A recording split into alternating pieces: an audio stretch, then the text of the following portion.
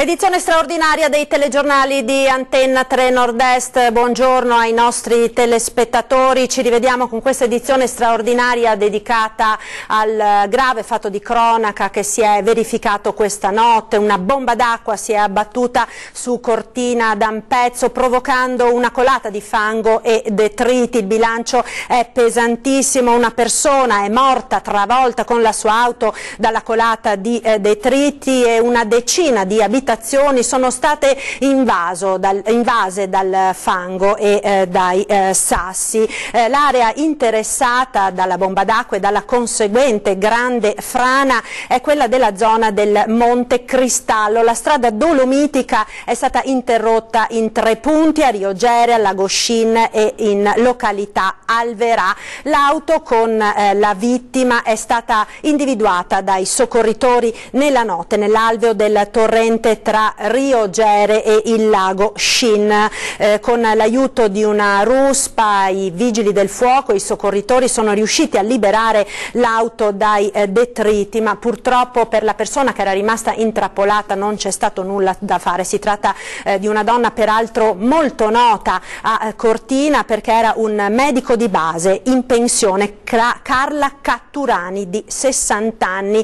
La donna stava rientrando da una festa paesana che aveva appunto abbandonato proprio nel momento in cui ha visto arrivare l'ondata di maltempo. Ma per tutti gli aggiornamenti su questa tragedia che ha colpito Cortina d'Ampezzo ci colleghiamo subito in diretta telefonica con i nostri inviati Tiziana Bolognani e Nicola Marcato. Tiziana, buongiorno.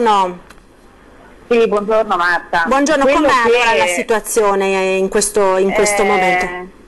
È davvero una situazione da incubo perché a nulla servono secondo me le foto che in questo momento nei social stanno postando, non servono neanche come dire, le parole, sono le immagini che stiamo vivendo in questo momento. Io e Nicola Marcato dal vivo a dare il senso di una vera e propria tragedia che si è verificata nella notte proprio sopra Cortina. La strada è quella, la statale 48, quella che porta al passo Tre Croci, ma la frazione di Alverà è una delle frazioni più popolose, più conosciute, anche più in per il grandissimo numero di ville occupate dai turisti. È qui che ci sono moltissimi tra i più famosi ristoranti ed è stato per davvero un miracolo che l'esondazione del torrente Bigontina sia accaduta in un orario in cui anche gli esercizi commerciali erano chiusi, anche i ristoranti avevano appena chiuso i battenti, perché altrimenti, per come stiamo vedendo la situazione, per quello che stiamo osservando in questo momento, sarebbe davvero potuta accadere una tragedia. Qui ci sono centinaia e centinaia di giovani che dalla festa paesana a Riogere si sono trasferiti immediatamente nella nottata, appena presa la notizia, si sono trasferiti qui ad Alverà a dare una mano, a scavare, a spalare l'acqua che ha invaso gli scantinati, che ha distrutto automobili, che ha preso a sé legname, massi, tronchi di legno, fango. È veramente una cosa inimmaginabile. E tutto questo, guardate, l'ironia della sorte è davvero, e anche le coincidenze sono davvero drammatiche. Purtroppo ci tocca proprio raccontarvi questo oggi. Oggi, 2 anni fa, a San Vito di Cadore, stesso giorno, un nubifragio causò una frana che provocò, se ricorderete, la morte di 3 persone che vennero travolte dall'ondata di massi, fango e detriti. La strada è chiusa, la statale 48. In questo momento nella caserma dei Vigili del Fuoco qui a Cortina si sta tenendo un vertice tra la protezione civile e regionale, Vigili del Fuoco, forze dell'ordine, per coordinare gli interventi. In questo momento sono arrivata proprio all'altezza, ci stiamo spostando a piedi perché, come vi dicevo, la strada è chiusa, sono arrivata all'altezza del torrente Bigontina e qui si vede proprio il disastro. È un torrente di montagna che non ha che ha rotto gli argini e si è portato appresso massi grandi quanto le auto. Questo è quello che sto vedendo in questo momento e gli occhi della gente, sono moltissimi turisti che stanno osservando la situazione, sono di sgomento, di allucinazione. Ora io mi sto avvicinando ai vigili del fuoco e provo a sentire se per caso, se non disturbiamo, se c'è qualcuno che mi può raccontare, potete raccontarmi, siamo in diretta Antenna 3, Bolognani, Antenna 3, mi potete raccontare che cosa state facendo in questo momento? Noi stiamo vedendo questa situazione che è drammatica anche nella sua unicità. Ci ricordiamo 2 anni fa quanto accadde a San Vito di Cadore, stesso giorno c'era lei, ci può raccontare che cosa accadde? Cercando di liberare il concreto dal fiume dai grossi sassi e da rami, da ramaglie alti che stanno curando, perché se stanotte piove di nuovo siamo di nuovo da capo, quindi andiamo a cercare i tratti più chiusi da poterli liberare. Quanti siete qui che state operando? I vigili del fuoco, protezione civile e un sacco di civili che danno una mano a tutti gli amici degli abitanti dei Calderani. Ecco, Marta, avrai potuto sentire, come avete potuto sentire anche da studio, proprio il ponte che sovrasta il torrente Alderà è ostruito da massi e detriti, e siccome le previsioni meteo diramate dal centro meteo di Arabba dell'Arsav già nella giornata di ieri davano una modifica repentina delle condizioni meteorologiche, soprattutto nelle zone montane, naturalmente si deve correre anzitempo ai ripari, si deve cercare di liberare immediatamente l'alveo e anche il ponte per evitare che tutto il materiale provochi un nuovo tappo, ostruisca un'altra volta il passaggio dell'acqua e provochi ancora una tragedia che stiamo vivendo in questi momenti. Avete parlato, avete raccontato, avete detto purtroppo del lutto che ha colpito anche la comunità cortinese, perché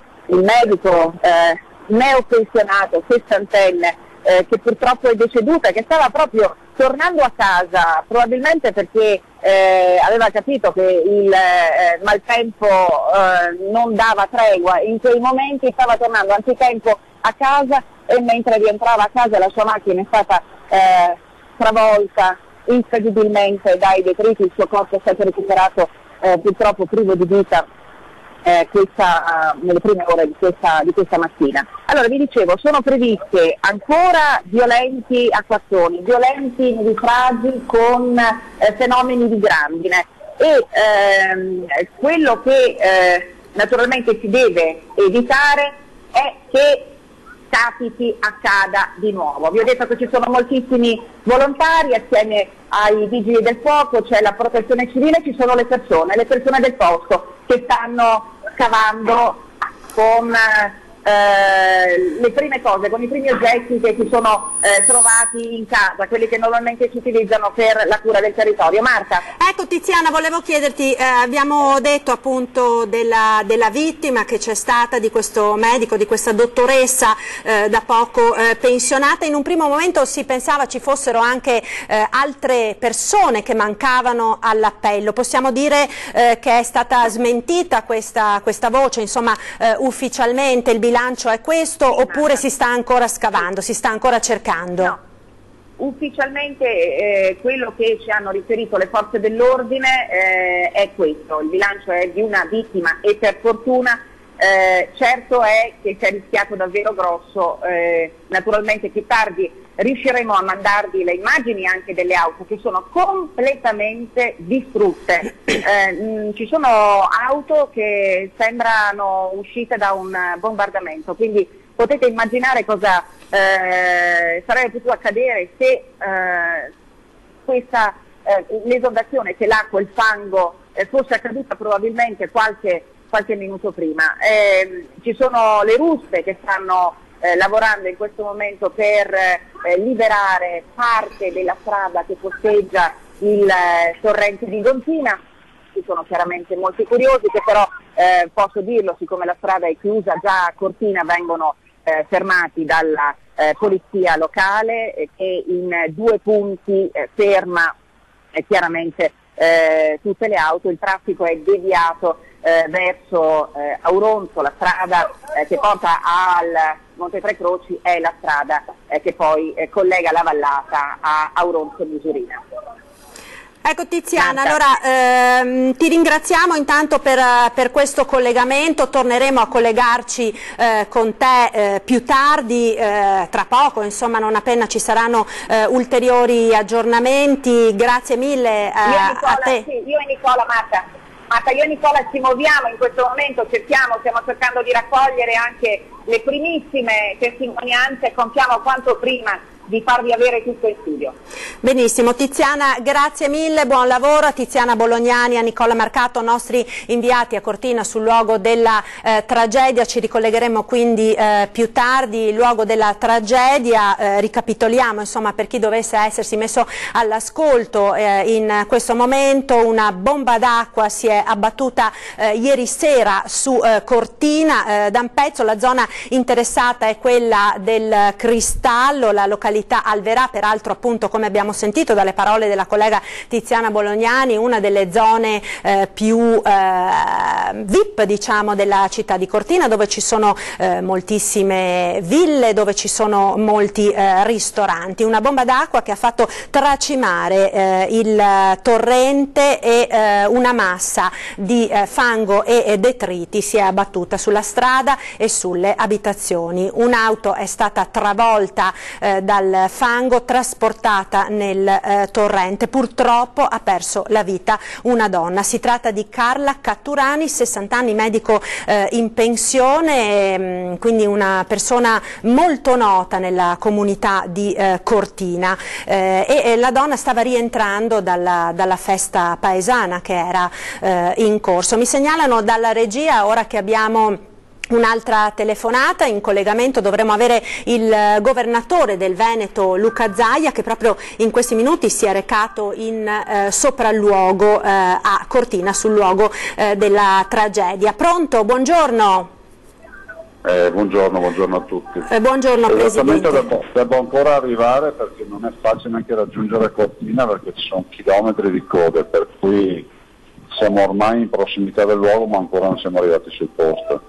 Ecco, quindi state arrivando intanto diciamo dalle notizie che avete avuto. Immagino naturalmente che sarete in collegamento con la protezione civile, con il sindaco, con i soccorritori che stanno intervenendo sul posto. Che cosa esattamente è successo, governatore? Perché peraltro non è la prima volta, non in quella zona, ma esattamente 2 anni fa, proprio poco distante, nello stesso giorno è successa un'altra tragedia a San Vito di Cadore, nella quale hanno perso la vita 3 persone, 3 turisti.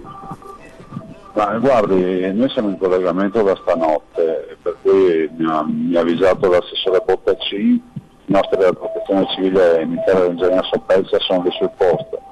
È accaduto che in località, appunto in montagna, località Gere, si è creata questa massa di detriti, questa bomba d'acqua che è scesa a valle, ha trovato impedimento perché poi oggi infatti abbiamo, oltre ai danni, abbiamo ovviamente la persona che ha perso la vita, abbiamo dei massi ciclopici in prossimità dei ponti e nell'alveo del torrente, e questo ha fatto sì che ci sia stata un'esondazione verso appunto la frazione di Alverà, e quindi con tutti i danni che conosciamo, dei quali almeno abbiamo notizia in questo momento, che sono parecchie auto danneggiate, abitazioni, e la signora che sfortunatamente passava proprio in quel momento nella regionale mentre appunto c'è stata l'esondazione. Ecco Presidente, sappiamo che lei in questo momento ha fretta, sta cercando appunto di raggiungere il luogo della tragedia. Grazie intanto per questo primo veloce collegamento. Ci ricollegheremo più tardi quando sarete giunti sul posto per avere ulteriori ragguagli. Grazie ancora e buon lavoro al Governatore del Veneto Luca Zaia.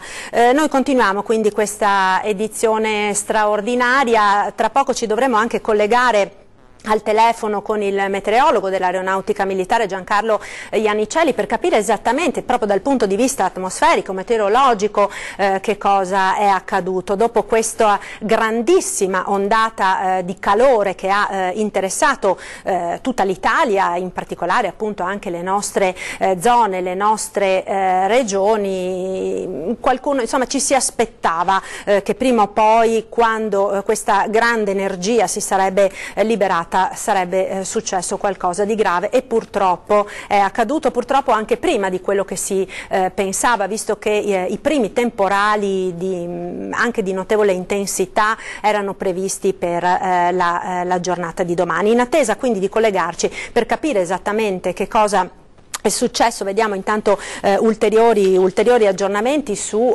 questa disgrazia accaduta appunto a Cortina, dove lo ricordiamo è stata interessata la zona del Cristallo, con la strada dolomitica interrotta in 3 punti, Riogere, Lagoscin e località Alverà, da questa bomba d'acqua che ha trascinato a valle una enorme colata di fango e di massi che si sono abbattuti sulla strada e hanno interessato anche una decina di abitazioni. L'abbiamo detto, il bilancio è di un morto, ha perso la vita la dottoressa Carla Catturani, medico in pensione. La donna era alla guida della sua vettura, una Fiat Panda, e stava attraversando proprio il ponte sulla statale 51 che dalla località ampezzana porta a Passo Tre Croci. È transitata proprio nel momento in cui sulla strada si è abbattuta questa imponente massa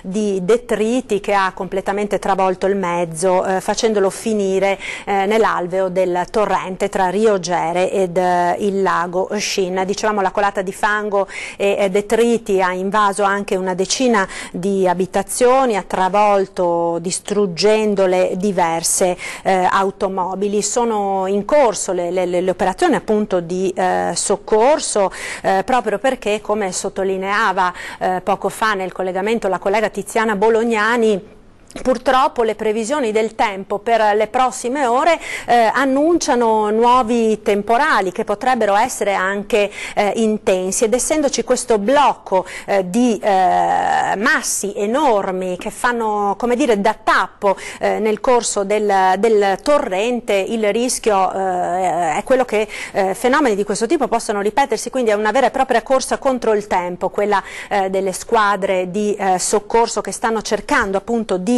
liberare l'alveo del torrente dalla grande massa di detriti, dalla frana insomma che si è abbattuta. La strada, dicevamo, ovviamente è ancora chiusa e riguardo alla decisione della sua percorribilità è in corso una riunione che prevede la partecipazione dei tecnici del comune di Cortina, i vigili del fuoco, Veneto Strade, carabinieri, polizia, il servizio di urgenza ed emergenza medica. Si dovrà infatti stabilire se ci siano le condizioni di sicurezza a monte del punto in cui è partita la massa di detriti. Ho visto la foto, credo sia il sindaco di Cortina, no, non ce l'abbiamo ancora in collegamento dalla redazione, insomma stiamo cercando di contattare anche il sindaco di Cortina per avere informazioni. È in corso appunto questo vertice, dicevamo, presso il comando dei vigili del fuoco di Cortina proprio per decidere anche sulla percorribilità della strada e se ci siano le condizioni di sicurezza a monte del punto in cui si è staccata questa frana enorme. Fortunatamente la zona non è comunque isolata, in quanto ci sono delle strade alternative che consentono di raggiungere le varie destinazioni. Nel frattempo, questa è una notizia dell'ANS di poco fa, i vigili del fuoco a scopo precauzionale hanno fatto evacuare il personale del ristorante Lago Shin, che si trova appunto a ridosso del punto in cui si è scatenata questa bomba d'acqua. Questi quindi sono gli aggiornamenti al momento su questa tragedia che si è verificata nella notte. L'ANSA ora ha battuto anche ecco, mi segnalano dalla regia che abbiamo in collegamento telefonico il generale Giancarlo Ianicelli, che peraltro, se non sbaglio, dovrebbe trovarsi anche proprio in quelle zone. Generale, buongiorno. Buongiorno a tutti. Buongiorno. Allora, una tragedia, abbiamo sentito dai collegamenti precedenti, che si è verificata appunto nella notte a Cortina con questa bomba d'acqua. Esattamente, insomma, dal punto di vista meteo, che cosa è successo? Le cose si ripetono, questi giorni in montagna anche si sta verificando ancora stanno verificando delle temperature molto alte. Io frequento da sempre la montagna, un caldo così veramente alto non l'avevo mai sentito, non l'avevo mai visto, anche se poi naturalmente rispetto alla pianura è un caldo molto più vivibile. Il caldo vuol dire naturalmente energia sospesa, umidità che si accumula, anche se in minor misura, ripeto, sui rilievi. È bastato un piccolo impulso di aria un po' più fresca che ha innescato questo temporale molto intenso, ecco. Poi chiaramente una quantità di pioggia molto forte, poi le cose naturalmente sono legate anche a un dissesto idrogeologico naturalmente del territorio, sono zone proprio qui della zona di Cortina, Acquabona per fare un esempio, conformazione particolare del territorio, piogge più abbondanti portano a valle, portano verso il basso detriti, pietre, quindi le cose si ripetono. Purtroppo è stata tragica, è una cosa abbastanza episodica, nel senso che il tempo già adesso volge al buono, il cielo sì è ancora un po' nuvoloso, però dovrebbe passare tutto, ecco. E poi nei prossimi giorni si verificheranno ancora dei temporali, delle precipitazioni che potranno essere anche intense, quindi di breve durata ma molto intense, quindi una quantità di pioggia che si riversa velocemente, non viene smaltita, non si riesce naturalmente a smaltirla e quindi provoca discese a valle di detriti anche, quindi che possono causare avere effetti come in questo caso tragici. Ecco generale, quindi diciamo per le prossime ore dobbiamo aspettarci ancora dei fenomeni di questa intensità, e quali se si può dire naturalmente le zone che potrebbero essere maggiormente interessate. Nei giorni scorsi si parlava anche di un allarme non solo per la montagna ma anche per la pianura, insomma, quando le perturbazioni arrivano con il caldo torrido di questi giorni possono scatenare delle grandi quantità, insomma, di energia con queste bombe d'acqua o con trombe d'aria molto, molto violente. Certo, si verifica quello che ho detto anche in pianura, forse in modo anche più intenso, perché in pianura rispetto ai rilievi c'è un accumulo maggiore di umidità, quindi questo vapore sospeso nei bassi strati, quindi c'è possibilità, chiaramente il caldo è stato forte, continua poi per il resto, quindi già per domani potremo avere sui rilievi sempre e marginalmente sulle zone pedemontane potremmo avere ancora possibilità di temporali che localmente potranno essere intensi. Ripeto, domani la situazione è più preoccupante sui rilievi, un po' meno preoccupante sulla pianura. E naturalmente questo non vuol dire che poi le cose si sistemano, perché per mercoledì ci dovrebbe essere veramente un peggioramento più intenso, più forte, con irruzioni di aria più fredda e quindi potremo avere dei temporali anche intensi. Ecco, e questa ondata di calore quindi così forte, così intensa, come diceva lei giustamente, forse a memoria d'uomo non si ricorda nel nostro territorio una settimana così calda, così torrida come quella appunto che si sta concludendo. Con mercoledì dovrebbe terminare, o sono previste, una volta passati questi temporali, ulteriori ondate di calore così forte, così intenso come quello di questi giorni? Il caldo, perché abbiamo avuto anche altre annate, io ricordo sempre il 2003, diciamo quei valori in pianura non si sono toccati adesso, abbiamo avuto massime registrate sempre all'ombra, normalmente in Capannina, 40 gradi ed oltre. In questo momento non ci siamo arrivati, però è prolungata la cosa, è prolungata in questo periodo, è prolungato il caldo, quindi è fastidioso, ripeto, è molto fastidioso. Mercoledì ci dovrebbe essere diciamo il passaggio di un'altra fase, però ricordo che 15 luglio, 15 agosto è il periodo del solleone, siamo nel periodo di grande caldo, quindi non ci aspettiamo che arrivi il fresco, naturalmente dai 36-37 gradi arriviamo ai 31 ai 30 gradi, che sono diversi, vuol dire tanto, però ancora fa caldo, ecco, per intenderci, e l'umidità calerà, perché poi con i temporali si scarica l'umidità che è sospesa nell'atmosfera, quindi un caldo più vivibile, più piacevole, però ripeto, il caldo continuerà a farlo, ecco, avremo solo una fase e probabilmente è una fase anche rosa, come giustamente ricordava lei, giustamente, c'è questa energia che si scarica e quindi qui e lì dà vita a delle forti precipitazioni, ripeto, tanta pioggia in pochissimo tempo, e qui entra in gioco pure lo stato del territorio naturalmente, quindi abbiamo soprattutto in montagna i boschi, ecco, che non vengono più puliti o vengono puliti con difficoltà, quindi ostruiscono quelli che sono i scori naturali e quindi l'acqua si accumula, poi sfonda, diciamo, e viene a valle, creando grossi problemi, anche risultati tragici come è successo questa notte a Cortina. Ripeto, poi la pioggia c'è stata soprattutto, la forte pioggia questa notte ha interessato le Alpi, diciamo, che guardano a sud, con le valli di Cortina, perché le Alpi di Cortina e le montagne di Cortina, ecco, c'è stato meno, sì, qualche temporale invece sulle parti sempre italiane ma che guardano a nord, quindi è stata quella la zona in cui si è sfogato proprio, si è avuto l'incontro tra la massa d'aria un po' più fredda con quella calda e ha dato vita proprio a questi temporali intensi.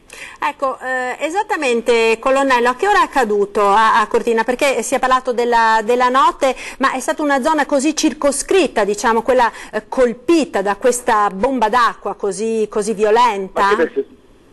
Ma il temporale, diciamo, il temporale intenso è sempre abbastanza circoscritto e la bomba d'acqua, soprattutto, ormai di questo termine un po' non scientifico, però per dare l'idea di tanta pioggia, fortunatamente, un po' come il tornado, le trombe d'aria sono molto circoscritte, però dove interessano creano veramente grossi problemi.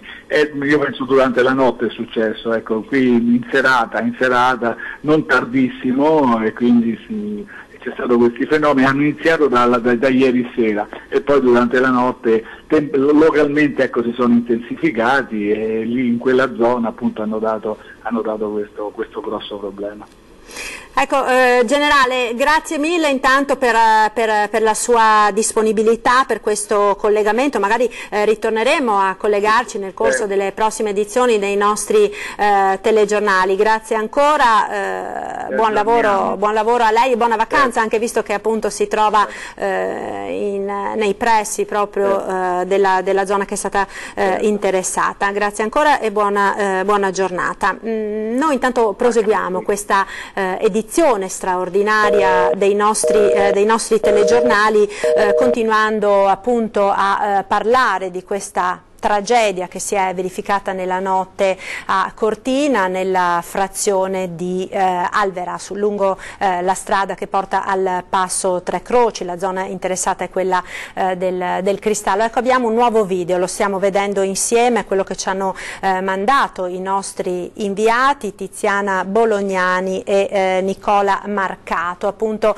che si stanno avvicinando a piedi, percorrendo a piedi questa strada appunto che è stata interessata dalla frana, proprio perché il transito, come abbiamo detto, è stato interrotto. Ecco, appunto, come vedete dalle immagini è tornato il sole e si continua a spalare l'acqua e il fango che oltre alla carreggiata hanno anche investito una serie di abitazioni, una decina, una quindicina, che si trovano appunto in località Alverà, peraltro, come dicevamo, una delle località più famose della città di Cortina. Ecco, mi comunicano dalla regia che in questo momento abbiamo in collegamento il responsabile dei Vigili del Fuoco di Cortina. Buongiorno. Sì, buongiorno, sono Turia, sono delle relazioni esterne dei vigili, non dei responsabili di Cortina. Buongiorno Turia, allora abbiamo visto anche le immagini che voi molto cortesemente ci avete mandato, le fotografie di quello che è accaduto questa sera. Possiamo quindi in questo momento fare un po' il punto della situazione? Non più perché stiamo... Pronto? Sì, pronto, noi la sentiamo. Mi dispiace, hanno acceso l'elicottero. Allora attendiamo qualche secondo che l'elicottero, ecco, è caduta la linea. Prego la regia di ricontattare il responsabile delle relazioni esterne dei Vigili del Fuoco, dottor Turria, non appena possibile. Appunto, peraltro proprio in questi minuti è in corso nella caserma dei Vigili del Fuoco di Cortina un vertice che sta coinvolgendo praticamente tutti gli enti coinvolti nella macchina dei soccorsi, dai tecnici del comune di Cortina, ai Vigili del Fuoco naturalmente, a Veneto Strade, alle forze dell'ordine, carabinieri, polizia, SUEM 118 per il servizio di urgenza ed emergenza medica, in modo particolare per fare il punto e capire se ci sono le condizioni di sicurezza e quando ci saranno le condizioni di sicurezza per poter riaprire la strada, e soprattutto per verificare che fenomeni di questo tipo non possano verificarsi ulteriormente, perché appunto, come sentivamo nei collegamenti precedenti, in questo momento l'alveo del torrente all'altezza proprio del ponticello nel quale si trovava l'auto della signora che è stata travolta e che purtroppo ha perso la vita, è completamente ostruito da degli enormi massi di roccia, di pietra, che si sono appunto staccati dalla montagna, e che la frana mossa dalla enorme massa d'acqua che è scesa appunto nella tarda serata di ieri su Cortina d'Ampezzo hanno portato a valle. Quindi il rischio, diciamo, è che se pioverà ancora, come purtroppo appunto abbiamo sentito è previsto nelle prossime ore, nelle prossime giornate, questi massi facciano da tappo, creando quindi ulteriori problemi alla zona già martoriata. Vediamo, ecco, nuove immagini ancora. Vediamo quindi ancora nuove immagini realizzate a Rio Gere da parte dei nostri inviati Tiziana Bolognani e Nicola Marcato. Abbiamo un altro collegamento telefonico, abbiamo ancora il generale Iannicelli per un aggiornamento. Generale, buongiorno, rieccoci. Buongiorno ancora a voi, mi chiedeva prima per più in dettaglio, ecco, le previsioni su Cortina. Stavamo vedendo adesso le carte. Sì, ancora c'è possibilità di qualche temporale nell'immediato, ecco, metà giornata, e poi tutto si dovrebbe trasformare in pioggia, ecco, in pioggia più o meno intensa. Poi per domani abbiamo ancora possibilità purtroppo di temporali, quindi si sta concentrando lì purtroppo questa instabilità proprio sulle Dolomiti di Cortina e in generale un po' sulla zona veneta. Quindi ancora domani, per quasi tutta la giornata, avremo dei temporali che si ripeteranno, più o meno intensi naturalmente, come dicevamo prima, man mano poi che passano le ore si scarica l'energia, quindi saranno certamente di minore intensità. Ecco, per dopodomani invece dovremmo avere un netto miglioramento, anche se c'è la possibilità, ma questo succede frequentemente in montagna, ancora qualche piovasco ci potrebbe essere in serata, in tardo pomeriggio, ma nulla di preoccupante. Ecco, la situazione rimane critica, ripeto, ancora per domani, ma in generale, come dicevamo, un po' su tutti i rilievi, e ancora nelle prossime ore. Ecco, come sentivamo infatti prima dai vigili del fuoco, è un po' alla luce anche di queste previsioni nel dettaglio che lei ora ci ha illustrato, è un po' una corsa contro il tempo quella che stanno mettendo in atto le squadre di soccorso a Cortina, proprio perché il corso del torrente che nella notte è esondato è in questo momento ancora ostruito da dei massi enormi che si sono staccati e che, posandosi insomma sui lati del torrente, sul ponticello nel quale si trovava peraltro l'auto della donna, della dottoressa che ha perso la vita, hanno fatto come da tappo, ostruendo quindi il corso del torrente, per cui bisogna liberarlo quanto prima per evitare che ulteriori piogge ed ulteriori quindi aumenti del flusso dell'acqua possano in qualche modo provocare nuove esondazioni. Certo, questo è il problema, come accennavamo prima, forse non si ha l'idea come un torrente, un ruscello proprio, ma che dà sfogo, se si ostruisce, come poca acqua riesce, un piccolo tappo di poco, diciamo, ma anche piccolo di breve durata, riesce ad accumulare, a far accumulare acqua che poi quando dirompe crea dei problemi. Però ripeto, questi sono effetti, cioè sono gli effetti della natura, che sono le precipitazioni di per sé non fanno danni, e poi ci sono altre cose, insomma, purtroppo spesso dovute anche alla cura non così precisa, puntuale, che dà questi problemi. Ecco, la natura è natura, ci dovremmo abituare, ne abbiamo parlato più volte, a questi fenomeni sempre più intensi, a queste onde di calore, perché il vero cambiamento di questi ultimi anni è questa instabilità, ma soprattutto le estati sempre più calde, cioè il periodo di calore in cui le temperature superano ma di tanto i 30 gradi si sta prolungando. Noi dobbiamo pensare che, vedendo i dati, 25-30 anni fa ci sono state estati in cui i 30 gradi non si sono mai raggiunti, e quando si raggiungevano erano in 3-4 giorni, 5 giorni, 6 giorni, 10 giorni massimo. Ora abbiamo avuto già nel recente passato quasi un'intera estate al di sopra dei 30 gradi, e questo soprattutto in pianura, e non parlo in montagna dove sono i fenomeni dei temporali naturalmente. In pianura abbiamo questo tempo tecnicamente opprimente, perché è proprio quasi invivibile, soprattutto poi per le categorie deboli, noi si parla bambini, malati e quant'altro, insomma. Certo, generale, allora grazie mille ancora per questo ulteriore aggiornamento, insomma, su quello che sarà l'andamento del meteo nelle prossime ore, nei prossimi giorni, in particolare nell'area dolomitica, che abbiamo sentito è appunto quella che è stata interessata questa notte da questo violentissimo nubifragio, e che sulla quale insomma anche nelle prossime ore sono previsti dei temporali che localmente potrebbero essere anche di notevole intensità.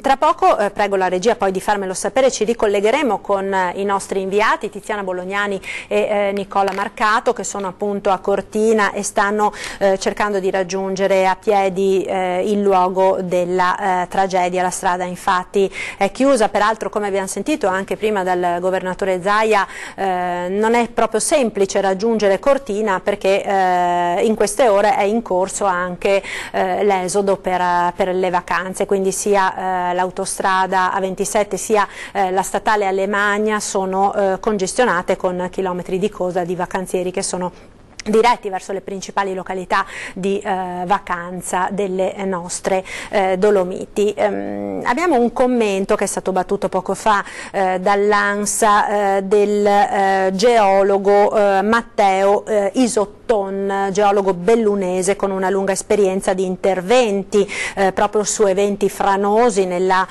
provincia di Belluno. Lo leggeremo insieme tra poco, perché ora mi segnalano che abbiamo ripristinato il collegamento. Tiziana Bolognani, credo sia lei in questo momento in collegamento. Tiziana, buongiorno. Sì, Marta. Eccoci. Buongiorno, Allora, rieccoci. Come va? Insomma, com'è in questo momento la situazione? Siete riusciti a raggiungere la località della tragedia di questa notte?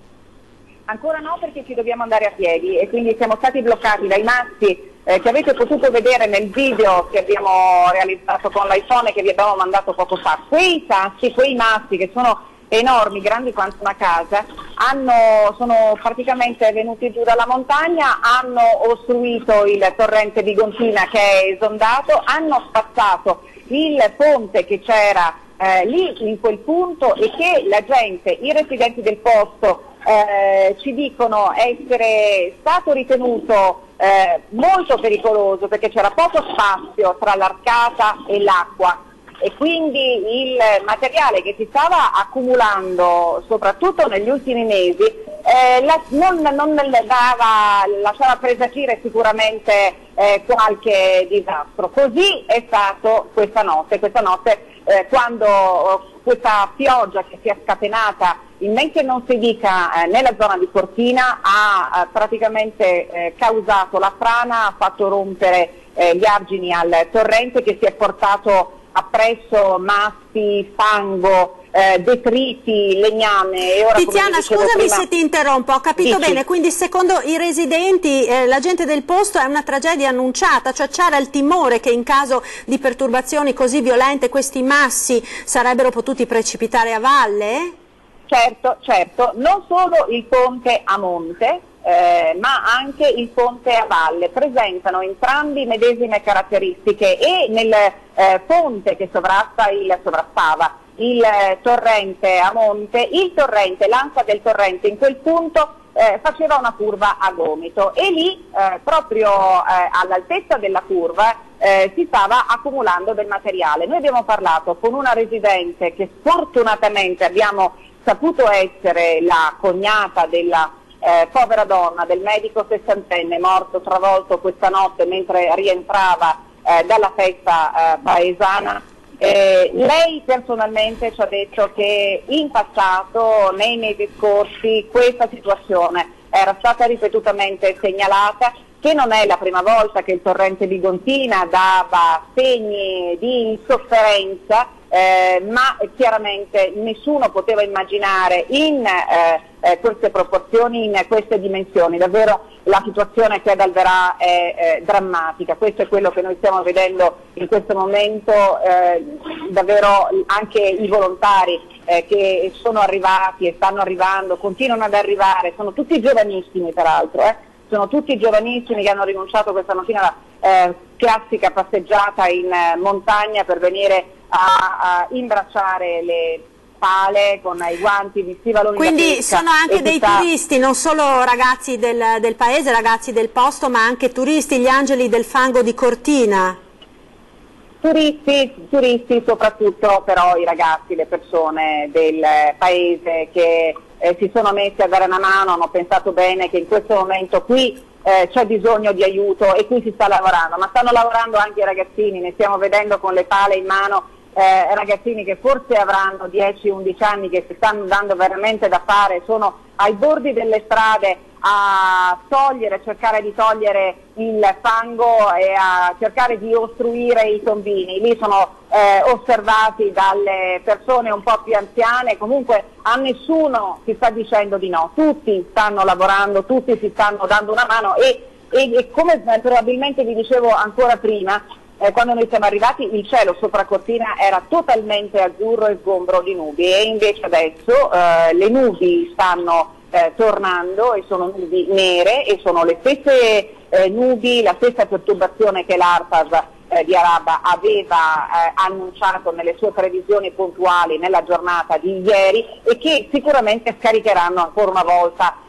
tanta acqua qui in questa zona, ma questa volta anche in tutta la provincia di Belluno. Le piogge sono, la temperatura è molto alta, i fenomeni si prevedono talmente intensi, non si escludono ancora movimenti franosi. Vi dicevo che questa volta la statale 51 d'Alemagna, dove incombe la ai noi rinomata, conosciuta, famigerata frana di Acquabona. Fortunatamente questa volta è rimasta ferma, non si sono mossi i sensori, soltanto mercoledì qualcosa aveva lasciato intendere che forse ci potevano essere dei movimenti, ma è stato tutto controllato, è tutto per il momento sotto controllo. Marta. Ecco, peraltro abbiamo appena sentito che il traffico sull'Alemagna proprio in queste ore è molto intenso, ci sono delle code certo. in A27, ci sono delle code in Alemagna, vacanzieri, oggi è la giornata del grande esodo agostano, bollino nero anche sulle strade delle Dolomiti, quindi è chiaro che ci sia massima attenzione proprio in questi minuti nel caso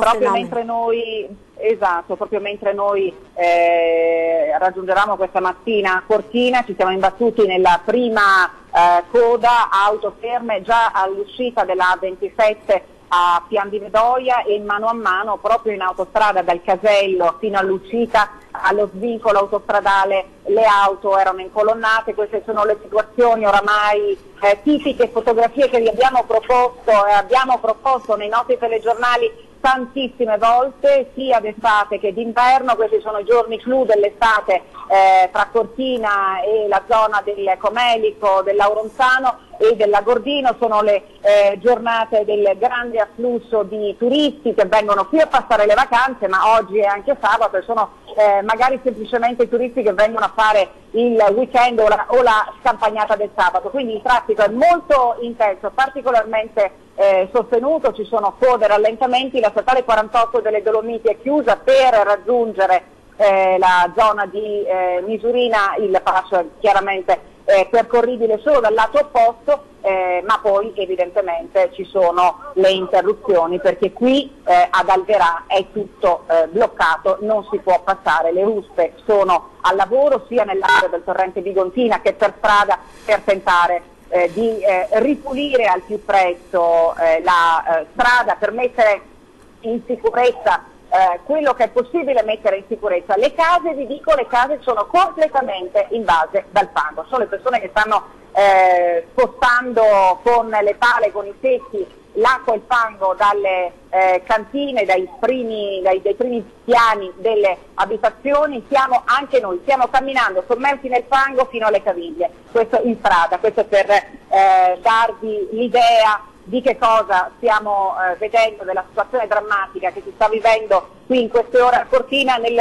precedente collegamento vi ricordavo la drammatica coincidenza con la frana di San Vito 2 anni fa, nella stessa identica giornata, davvero incredibile, e lì in quell'occasione morirono 3 persone. Qui la vittima è stata poteva essere una tragedia davvero, bastava forse che come dire, il nubistraggio si fosse scatenato semplicemente qualche ora prima. Il mese di agosto è inutile ricordarlo dal punto di vista meteorologico, per il Veneto, soprattutto per la parte pedemontana e per la parte dell'Unese. Abbiamo ricordato nei telegiornali pochi giorni fa la tristissima ricorrenza della tragedia di Refrontolo, esatto. Ecco, vogliamo dire che proprio è il mese di agosto, è un mese triste, funesto per queste disgrazie. A questo punto bisogna fare dei ragionamenti, secondo noi cominceranno a farli, sarà obbligatorio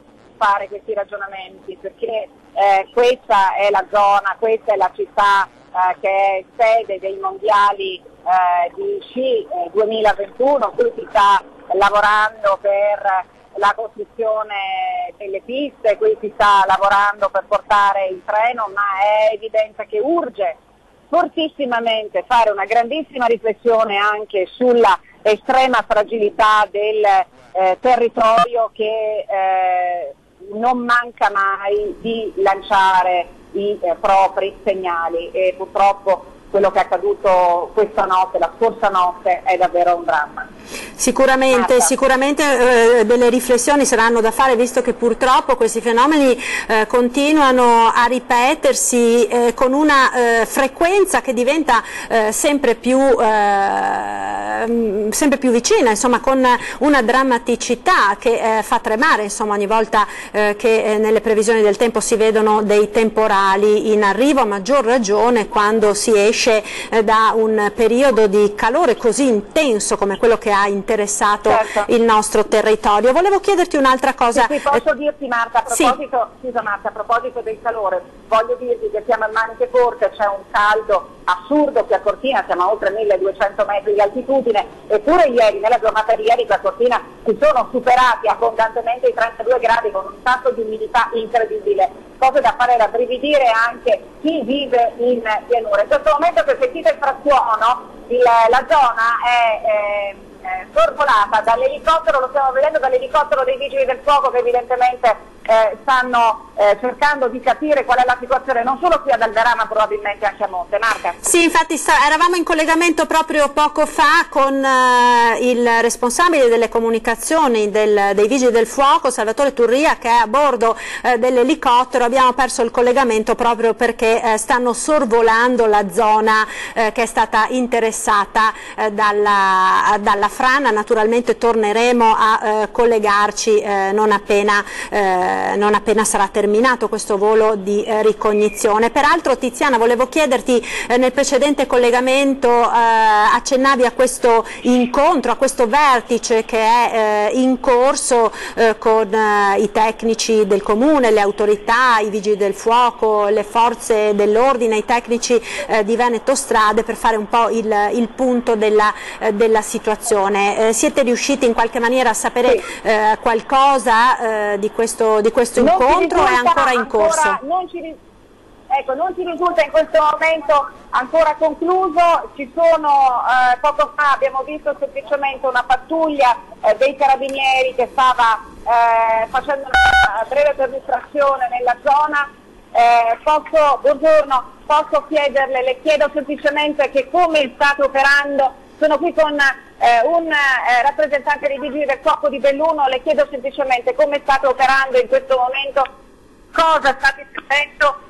Stiamo vedendo anche delle nubi minacciose, quindi probabilmente è il caso di fare presto per liberare. Davano temporali anche oggi pomeriggio, quindi si sta facendo il possibile per liberare l'alveo del torrente almeno nei punti più critici. Come Vigili del Fuoco stiamo operando con dei mezzi di movimento a terra, russi e scalatori, con vario personale, e anche nelle abitazioni per tirare fuori il materiale che è entrato dalle esondazioni di questa notte. C'è stato fatto un sopralluogo con l'elicottero, tutto il disastro, e adesso stanno valutando e prendendo le ultime informazioni per vedere il proseguo dei lavori della giornata. Devono essere sbrigati al più presto? Sicuramente sì, il prima possibile. Ma c'è in corso in questo momento, è ancora in corso il vertice nella sede? Non lo so, non so che c'era il vertice che era previsto stamattina e penso sia ancora in corso. Il telefono che suona, continuiamo a lasciamo il nostro rappresentante dei Vigili del Fuoco di Belluno lavorare. Scusate perché mi è caduto l'auricolare. Li lasciamo lavorare. Come sapete in questo momento la situazione è davvero campale, la giornata è campale, quindi tutti si stanno dando da fare, ma però ci sono anche i responsabili del corpo dei Vigili del Fuoco che stanno coordinando. Avete capito che l'elicottero è stato inviato per il sorvolo in zona per valutare, quantificare l'entità del danno e anche l'urgenza evidentemente di intervenire al più presto. Adesso sono arrivate delle macchine movimento terra e dei camion, e in questo momento stanno raccogliendo tutti i massi che si sono riversati a valle del torrente a ridosso del ponte che vi dicevo poco fa. Praticamente la cui arcata è praticamente ostruita dal fango e dai detriti.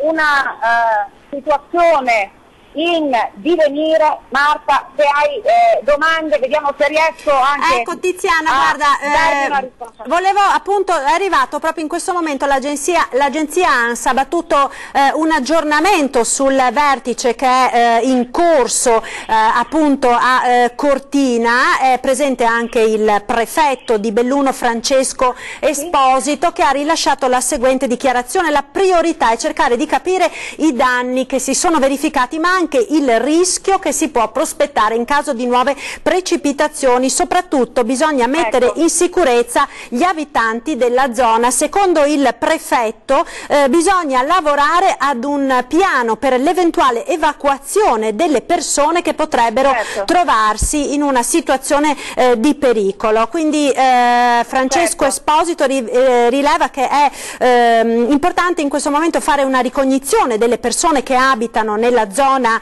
a rischio, conoscere in particolare le situazioni che richiedono particolari forme di assistenza, nel caso per esempio di persone anziane o disabili, in maniera tale da poterle allontanare nel caso di altri fenomeni meteorologici intensi concentrati nella stessa zona. Quindi insomma la valutazione del rischio in questo momento è molto importante e si sta predisponendo a quanto pare un piano addirittura di evacuazione delle abitazioni che si trovano nelle posizioni più a rischio, nel caso, speriamo naturalmente tutti di no, dovessero verificarsi ulteriori violente precipitazioni. Marta, non è escluso perché il torrente sia da una parte che dall'altro è praticamente nello sviluppo del torrente sorgono moltissime abitazioni, moltissime ville a ridosso del torrente di Gontina e poco fa, dove i massi hanno praticamente completamente travolto e distrutto il ponte che lo sovrastava, ci siamo riparati sotto la tettoia di un'abitazione davanti alla quale ci sono massi enormi come case. Ecco, questa è l'immagine che noi abbiamo visto, che vi abbiamo mostrato anche con dei filmati, non so quanto possono essere stati chiari. E questa è la situazione. Quando vi dico che c'è la drammaticità dell'evento, ma soprattutto si capisce e si percepisce che c'è l'urgenza di mettere in sicurezza al più presto e possibilmente anche di sgomberare, di far passare la notte fuori dalle case le persone che qui vivono a ridosso degli argini del torrente di Gontina, a 15-14 chilometri dalla cittadina di Misurina, non vi diciamo cose campate per aria. Davvero la situazione è drammatica. Ecco Tiziana, in questo momento insomma voi siete lì, avete avuto, come dicevi, modo anche di parlare con alcune persone appunto del posto, oltre a questa grandissima gara di solidarietà di persone, non solo residenti ma anche turisti che sono accorsi per cercare di dare una mano alle squadre di soccorso a spalare il fango. I residenti che ora in questo momento insomma si trovano peraltro con questa situazione, con l'aggravante insomma di una spada di Damocle di queste previsioni del meteo che purtroppo non preannunciano nulla di buono. Come stanno vivendo questo momento? Beh, guarda, penso che nessuno qui si sta interrogando, tutti stanno lavorando. Adesso sono arrivati anche gli agenti del commissariato di polizia di Cortina assieme agli uomini della compagnia dei carabinieri.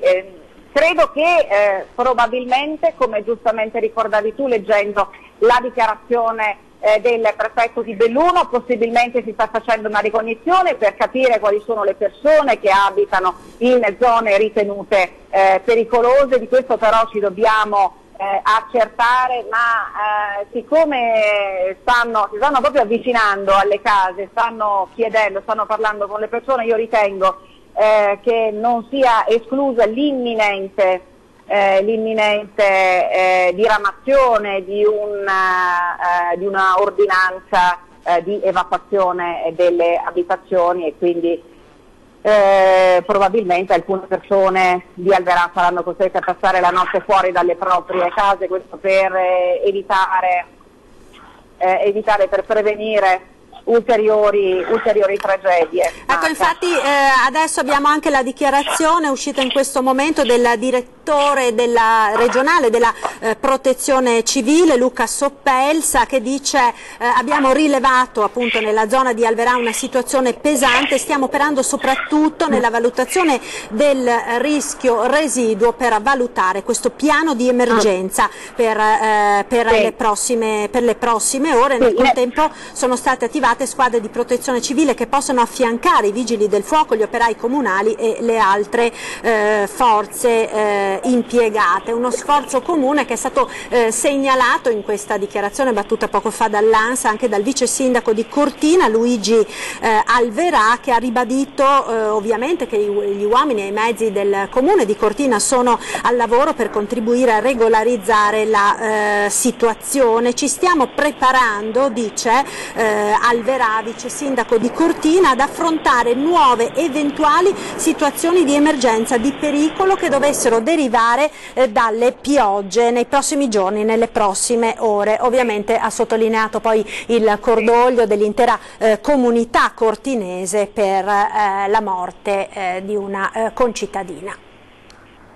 Sì, Marta, è esattamente così. L'elicottero è ripassato, ha risorvolato la zona di Alverà, è seguito adesso in questo momento da polizia e carabinieri che stanno ridiscendendo a valle, probabilmente mentre ci si dà il cambio con le auto della protezione civile e dei vigili del fuoco, probabilmente il vertice che in questo momento è in corso proseguirà. Geologi esperti sul campo stanno lavorando per prendere la misura, per capire che cosa bisogna fare proprio nell'immediato. In questo momento c'è anche in zona la pattuglia, gli uomini, la squadra del soccorso alpino di Pieve di Cadore, anche loro da questa notte stanno lavorando. L'emergenza è un'emergenza, sembra in questo momento un'emergenza infinita. Tutto questo accade nel pieno della stagione, in una giornata di festa, nella giornata che inaugura ufficialmente le vacanze ma anche la stagione estiva per Cortina d'Ampezzo e per questa vallata che già in passato ha dovuto fare i conti con la fragilità di un territorio che, ci dicono i residenti, necessita di cure urgentissime, di cure estreme. Non ricordo in questo momento se vi ho parlato della donna che abbiamo intervistato e che ci ha detto di quante volte si era rivolta alle autorità per segnalare la pericolosità di questo ponte che è stato poi travolto e ironia della sorte, coincidenza amarissima per noi che facciamo questo mestiere. Questa donna era è imparentata con la povera dottoressa sessantenne travolta dall'auto, era la cognata, e lei ci ha detto speriamo non abbia sofferto. Lei sapevo che stava venendo da un luogo in cui soleva andare proprio in questo periodo per andare ad aiutare come volontaria i giovani che si danno da fare per riunire, per festeggiare assieme ai villeggianti, ai turisti ma anche alle persone qui della zona la festa dell'inizio vero e proprio dell'estate. È stato un momento difficile anche per noi che dovremmo, come si dice, essere abituati a confrontarci con le tragedie. È stato un momento commovente per noi e anche per la signora che abbiamo immagino Tiziana, quindi peraltro la dottoressa rientrava da questa festa paesana, da questa sagra paesana dove si era recata allora non per divertimento diciamo ma per dare una mano come volontaria. Per dare una mano, sì, per dare una mano. Qui sai, quando ci sono le feste di paese, scusate in questo momento c'è grande frastuono, qui quando ci sono le feste di paese sono proprio le feste di tutti e quindi tutti si danno una mano, tutti lavorano assieme e ci si dà anche i turni per aiutare in cucina, piuttosto che nella mescita delle bevande e nella distribuzione dei pasti. E purtroppo così aveva fatto anche quest'anno la sfortunata dottoressa, che era molto conosciuta evidentemente nella zona, che da pochissimo era andata in pensione, che aveva iniziato a godersi probabilmente i giorni più belli dopo una vita di lavoro. Ecco, sì. Marta. Tiziana, grazie intanto, grazie mille per il lavoro che state facendo in una situazione peraltro difficile, appunto come avete... Io vi sto parlando, Marta, c'è Nicola Marcato, il collega Nicola Marcato, che sta zompettando come un capriolo da un lato all'altro delle strade, della strada infangata, per andare a fermare con le immagini la testimonianza di questa tragedia. Ecco, naturalmente appena possibile continuate a mandarci delle immagini, delle nuove immagini, così che noi possiamo mandarle in onda in questa lunga edizione straordinaria dedicata appunto alla tragedia che ha colpito Cortina d'Ampezzo questa notte. Grazie intanto Tiziana, grazie mille, buon lavoro, grazie a te e a Nicola. Ci ricollegheremo naturalmente più avanti nel corso di questa lunga diretta per sapere gli ulteriori aggiornamenti. I colleghi dalla redazione stanno cercando di contattare il sindaco di Cortina, Ghedina, che peraltro ci dicono era fuori paese e sta rientrando. Il vice sindaco intanto di Cortina, Luigi Alverà, è impegnato proprio dalle 2 di questa notte assieme alle squadre dei soccorritori proprio per dare una mano, per coordinare l'intervento dei numerosi operatori che in queste ore, in questo momento stanno continuando ad operare, anche perché, come abbiamo sentito, fondamentale proprio in questo momento è la valutazione del rischio, la valutazione delle situazioni più critiche, sia per quanto riguarda le persone sia per quanto riguarda le abitazioni, per valutare, abbiamo sentito appunto le parole del prefetto di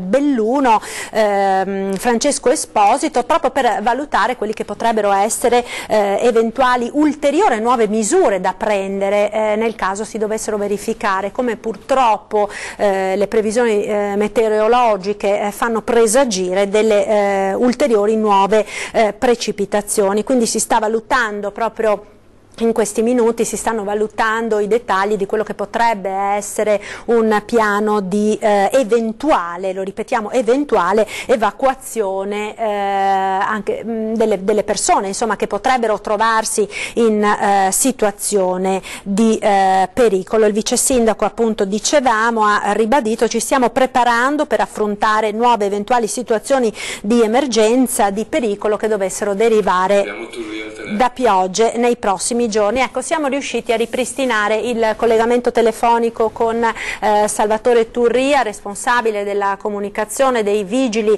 del Fuoco. Buongiorno Turria, grazie per essere nuovamente in collegamento. Siete rientrati dunque da questo sopralluogo dall'alto sulla zona del disastro di questa notte? Sì, allora adesso siamo atterrati, siamo a Riogere, nei pressi degli impianti di risalita. Abbiamo effettuato questo sopralluogo dall'alto, dove si vede questa massa detritica che è scesa verso valle. Ecco, abbiamo sentito dai collegamenti che abbiamo fatto fino a questo momento che è un po' una corsa contro il tempo quella che i Vigili del Fuoco, ma anche tutte le altre squadre di soccorso, stanno mettendo in atto in questi minuti per cercare di liberare l'alveo del torrente da questa frana, da questi massi enormi che si sono staccati dalla montagna. Vedendo insomma dall'alto, Turria, che cosa siete in grado di dire? Le confermo quello che ha appena detto lei. Si vedono dall'alto delle diverse macchine operatrici che stanno lavorando, diciamo, su tutto l'alveo del fiume, proprio per liberare dai massi, dai detriti, i vari ponticelli che hanno creato queste barriere che hanno fatto fuoriuscire la massa detritica fuori dall'alveo del fiume, del torrente. Ecco, quindi diciamo in questo momento sono come dei tappi che stanno ostruendo il torrente, che stanno ostruendo il deflusso delle acque. Sì, adesso io mi trovo a Rio Megge, come le dicevo, in questo momento davanti a me c'è una macchina operatrice, una benna che sta liberando uno di questi ponticelli che collega la strada, che era stato completamente ostruito, e far sì che l'acqua defluisce normalmente all'interno del suo corso. Ecco, abbiamo avuto notizia insomma di questo vertice che è in corso in questo momento presso il comando dei Vigili del Fuoco di Cortina. Si stanno valutando anche degli eventuali piani di evacuazione di abitazioni o persone che potrebbero trovarsi in una situazione di rischio, di pericolo nel caso dovessero verificarsi ulteriori situazioni. Lei per caso ha qualche notizia, ha qualche ragguaglio insomma su questo incontro? Su questo non la posso ragguagliare perché ero in volo, non sono ancora a conoscenza di quelli che sono gli esiti del CCS, che è il Centro Coordinamento Soccorsi, che si sta occupando di tutto questo. Questo potrò aggiornarlo un po' più tardi. Ecco, quante squadre sono in azione in questo momento, Turria, Allora, da parte dei Vigili del Fuoco ci sono diverse squadre, sia di permanenti, di Cortina, Pieve di Cadore e più i vari volontari che nel Bellunese sono molto presenti. E noi abbiamo circa 30 unità che stanno operando anche con diverse macchine operatrici fatte giungere sul posto da Belluno, come Bobcat, che sta proprio per liberare, come diceva lei, tutta la massa detritica che si è riversata. Ecco, sono previsti anche ulteriori...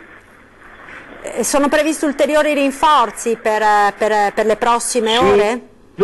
Allora, a minuti è proprio previsto il cambio degli operatori che stanno lavorando da questa notte con delle forze più fresche, in maniera di dare un apporto quanto più impegnativo, massimo apporto alle operazioni di soccorso in atto. Quindi insomma è un po' tutta la macchina dei Vigili del Fuoco regionale che si sta mettendo che si è già messa in moto da questa notte per dare una mano. Sul posto in questo momento abbiamo il direttore interregionale Fabio Dattilo che sta coordinando i soccorsi in atto. Bene, Turria, io la ringrazio naturalmente per questo collegamento. So che voi siete anche molto solerti nel inviare le immagini che voi realizzate, per cui se per caso avete fatto delle immagini dall'alto adesso con l'elicottero durante questa ricognizione, ci farebbe molto piacere poterle mandare in onda per farle vedere ai nostri telespettatori. Sicuramente più tardi ci saranno le immagini disponibili per tutti. Grazie, la ringraziamo quindi. Grazie mille e buon lavoro a tutti voi e a tutte le squadre di soccorso. Arrivederci, che in questo momento si stanno dando da fare per portare il soccorso, per portare il proprio aiuto alla zona che è stata colpita da questa bomba d'acqua nella notte. Siamo ora in grado di vedere insieme i siti proprio per avere ulteriori aggiornamenti su quanto accaduto. Questo è il Corriere delle Alpi, disastro a Cortina, esonda un torrente, morta una donna, fango nelle case e danni anche alla chiesa. Una bomba d'acqua che si è abbattuta tra mezzanotte e le 2, enormi massi sono scesi lungo il torrente travolgendo tutto. La donna stava rientrando in casa dopo una manifestazione. Questo è il Corriere delle Alpi. Abbiamo sentito peraltro che la povera dottoressa che ha perso la vita questa notte, molto conosciuta naturalmente a Cortina, proprio perché si tratta di uno dei medici di base del paese neopensionata, era andata alla Sagra Paesana per dare una mano. Ecco, vediamo insieme le immagini, il video del Corriere delle Alpi con le prime immagini che sono state realizzate questa notte nella zona di Alverà, poco poco dopo che si è abbattuta, insomma, questo nubifragio, questa enorme frana si è staccata dalla montagna scendendo a valle e facendo esondare il torrente. Di questi minuti abbiamo anche un aggiornamento per quanto riguarda la Regione del Veneto. Abbiamo sentito prima in collegamento telefonico il presidente della Regione Luca Zaia, che si sta appunto recando a Cortina, nella zona colpita dal maltempo. Il presidente del Veneto Luca Zaia ha firmato in questo momento lo stato di crisi per l'area interessata dalla frana provocata dalla bomba d'acqua caduta nella notte a Cortina. Il governatore, dopo aver partecipato a una riunione tecnica con diverse realtà impegnate dall'evento che ha causato la morte di un medico da poco in pensione, appunto Carla Catturani, sta compiendo un sopralluogo nella zona. Infatti torneremo a collegarci con il governatore del Veneto più avanti proprio per sentire l'esito di questo sopralluogo sulla zona che è stata appunto colpita dalla frana. C'è anche un'altra osservazione interessante che è quella di un geologo, il geologo Matteo Isotton, geologo bellunese con una lunga esperienza di interventi su eventi franosi in provincia di Belluno, con particolare riguardo appunto alla zona di Cortina d'Ampezzo.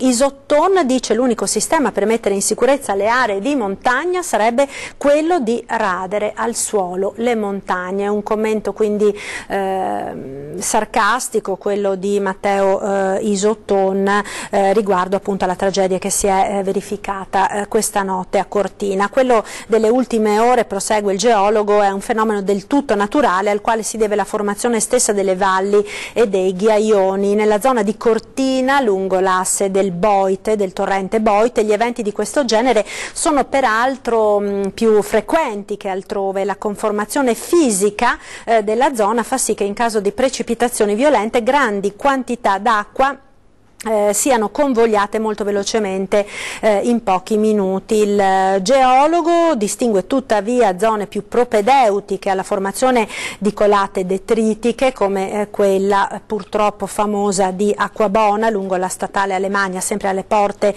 di Cortina, da altre nelle quali l'aspettativa appare più remota perché da molti decenni non si registrano dinamiche franose. Ma ragionando su non è mai successo nulla, sottolinea il geologo Matteo Isotton, nemmeno la tragedia di Rigopiano sarebbe mai dovuta accadere. Eppure basta studiare la geomorfologia anche attraverso un semplice sguardo alle mappe di Google per capire come prima o dopo in certe aree il cedimento di superfici inclinate deve per forza accadere. Quindi insomma sono delle parole molto forti quelle che pronuncia questo geologo, che più volte appunto si è interessato di movimenti franosi nella zona del Bellunese. Proprio per quanto riguarda il Bellunese, sottolinea il geologo, è una provincia dove manca una cartografia geologica completa e quindi nella cultura proprio della prevenzione è importantissimo aumentare la consapevolezza di questo limite ed intervenire con sistemi di prevenzione, ovviamente prima che si verifichino tragedie di questo tipo. Ecco, questi insomma sono al momento gli aggiornamenti che noi abbiamo su questa tragedia che si è verificata nella notte a Cortina. Allora, ricapitoliamo: quindi tra mezzanotte e le 2 una bomba d'acqua si è abbattuta nella zona del Cristallo, colpendo in particolare la frazione, la località di Alverà. Ecco, abbiamo anche altri siti. Questo è Repubblica: maltempo, bomba d'acqua, Cortina, muore una donna. L'abbondante pioggia ha provocato appunto l'esondazione di un torrente che ha provocato appunto questa tragedia di cui abbiamo parlato ampiamente nel corso della nostra edizione straordinaria. questa enorme massa di fango e detriti si è staccata dalla montagna sotto la pressione di questo nubifragio violentissimo, è piombata a valle, ha invaso l'alveo del torrente, colpendo i ponticelli. Appunto abbiamo sentito, ce ne sono almeno 3 nella zona che hanno fatto da tappo, impedendo all'acqua di defluire. Il torrente in questo caso è tracimato, riversando un'ondata di detriti, di fango, di acqua sulla strada e sulle abitazioni della frazione di Alverà. Purtroppo sulla strada, proprio nel momento in cui il torrente esondato, stava transitando l'auto di una donna, si chiamava Carla Caturani, 60 anni, medico in pensione, quindi una persona molto nota nella città di Cortina, dottoressa che stava rientrando a casa dalla sagra paesana, dalla festa paesana della zona, dove appunto, come ci spiegava la collega Tiziana Bolognani, non era arrivata, non era giunta per divertimento, ma proprio per dare una mano come volontaria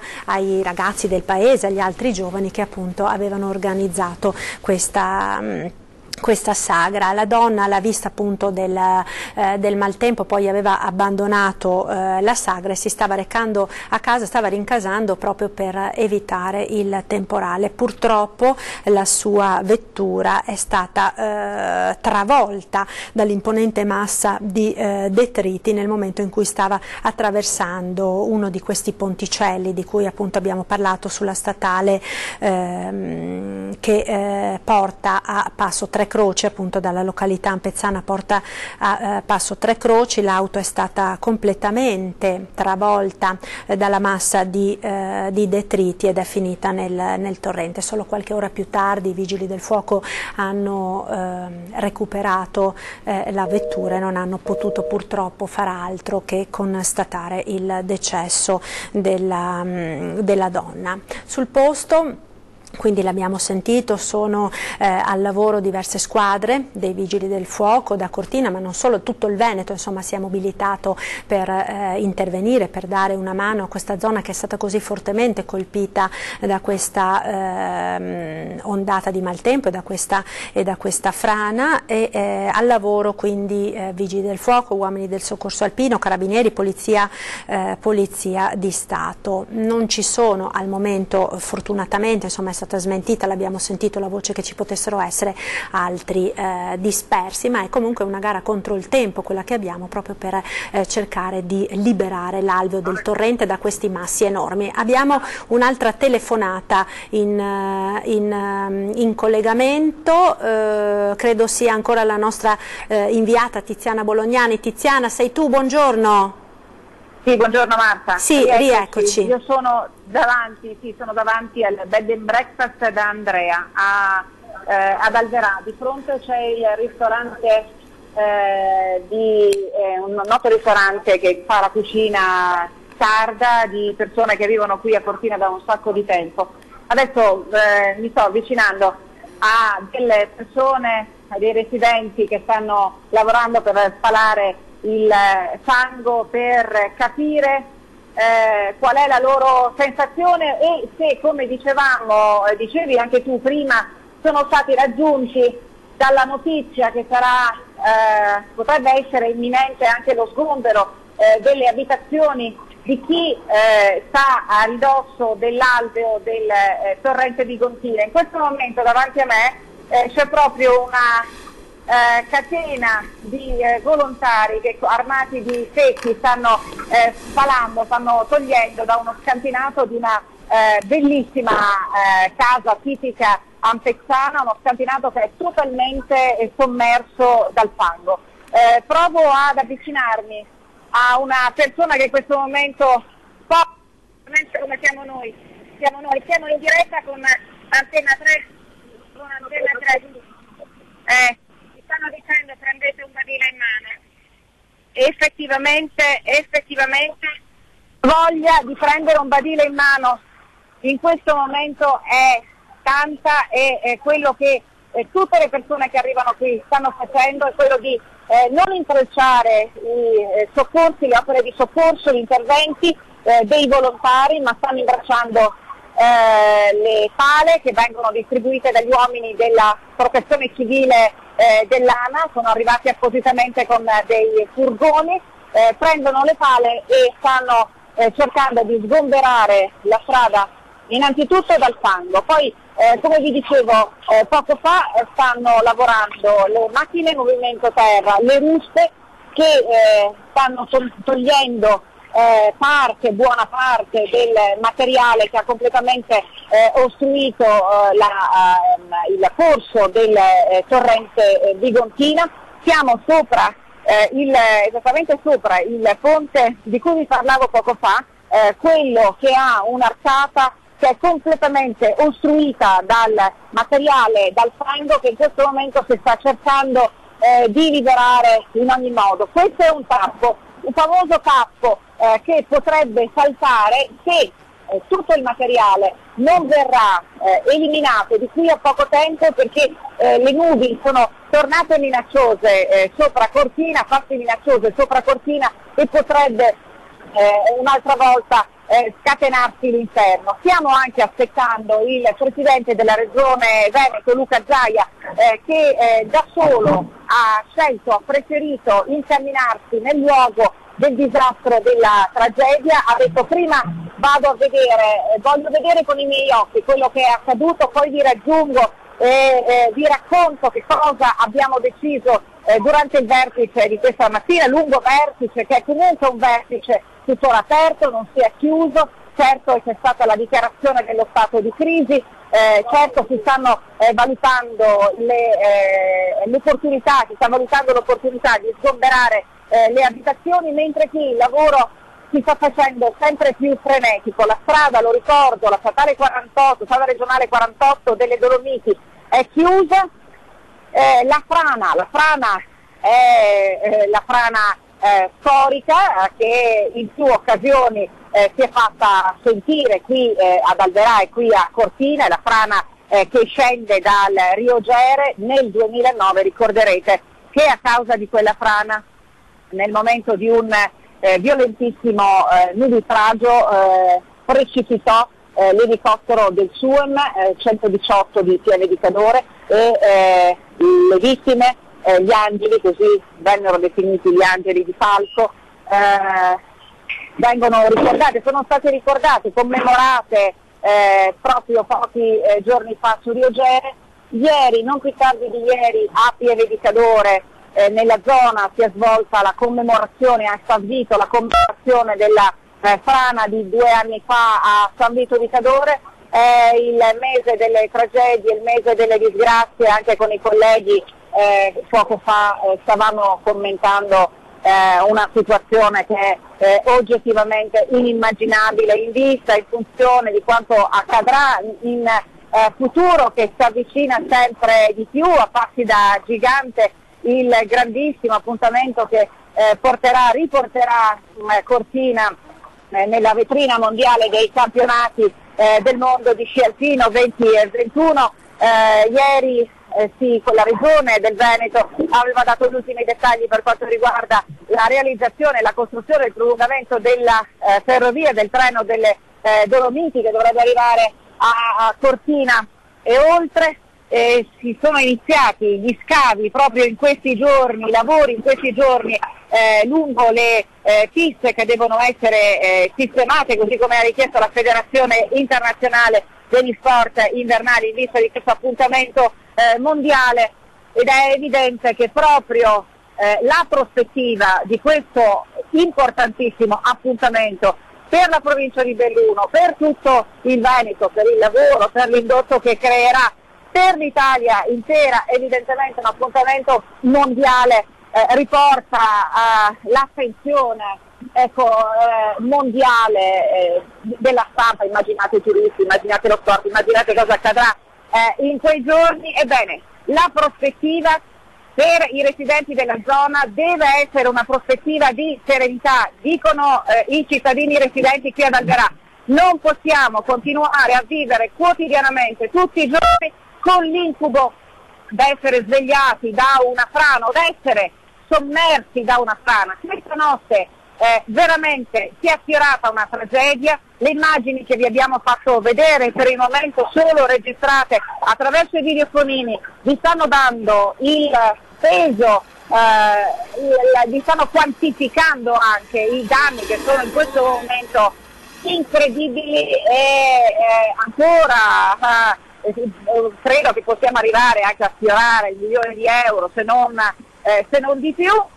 E quindi dice, non possiamo continuare a vivere con questa spada di Damocle in testa. La gente qui chiede semplicemente una cosa, che credo sia la questione più legittima, no, che un cittadino residente in una zona fragile qual è la montagna abbia il diritto di chiedere. Vogliamo stare sereni e credo che a questo punto bisognerà fare dei ragionamenti anche dal punto di vista degli interventi proprio per la messa in sicurezza di queste zone che ogni anno puntualmente e guarda caso sempre nello stesso periodo devono fare i conti con tragedie e purtroppo anche con vittime. Marta. Sicuramente. Sì, Tiziana, ci senti? Ecco, noi ti abbiamo sentito benissimo, ti ringraziamo anche per questi collegamenti, stiamo vedendo delle nuove immagini che ci avete mandato, appunto girate proprio pochi istanti fa nella zona di Alverà. Prego la regia di mandarle in onda, finora queste non le avevamo ancora viste, quindi le ruspe in azione e i tantissimi volontari che stanno cercando di spalare il fango per liberare le case, le abitazioni, gli scantinati, per liberare la strada. Una coincidenza veramente incredibile quella che tu ricordavi, hai ricordato più volte nel collegamento, proprio perché la tragedia di questa notte, la frana che ha travolto appunto la statale, la regionale anzi del Passo Tre Croci, provocando la morte di una dottoressa sessantenne, si è verificata proprio lo stesso giorno nel quale 2 anni fa a San Vito di Cadore hanno perso la vita. Era sempre il 5 agosto, hanno perso la vita a San Vito di Cadore 3 persone. Lo ricordiamo ancora tutti, in quell'occasione a causa sempre di un violento nubifragio e di una frana che si era abbattuta sulla strada e nel piazzale della seggiovia, avevano perso la vita 3 persone, una coppia di turisti tedeschi, marito e moglie, che hanno lasciato 3 bambini, ed un cittadino della Repubblica Ceca. La fidanzata di quest'ultimo si era salvata appunto nella notte. Le loro auto erano state travolte da una frana enorme che anche in quel caso si era appunto staccata dalla montagna in seguito ad un violento temporale. Tutte e 3 le vittime si trovavano nell'area del parcheggio della seggiovia di San Vito di Cadore, quindi un'area che teoricamente viene reputata sicura, proprio perché è una zona abitualmente utilizzata dagli escursionisti per passare la notte, per poter raggiungere con le prime luci dell'alba i sentieri e le pareti da scalare, quindi zone ritenute all'apparenza sicure, come appunto quella dove si è abbattuta la frana questa notte. Siamo appunto nella zona del Cristallo, in località Alverà, una delle zone più famose anche della città di Cortina. Ecco, noi ora chiudiamo questa prima edizione straordinaria dedicata dei nostri telegiornali, dedicata appunto alla tragedia che si è verificata questa notte a Cortina. Grazie per essere stati con noi. Ulteriori aggiornamenti nel corso delle prossime edizioni dei nostri telegiornali. A tutti una buona giornata, arrivederci.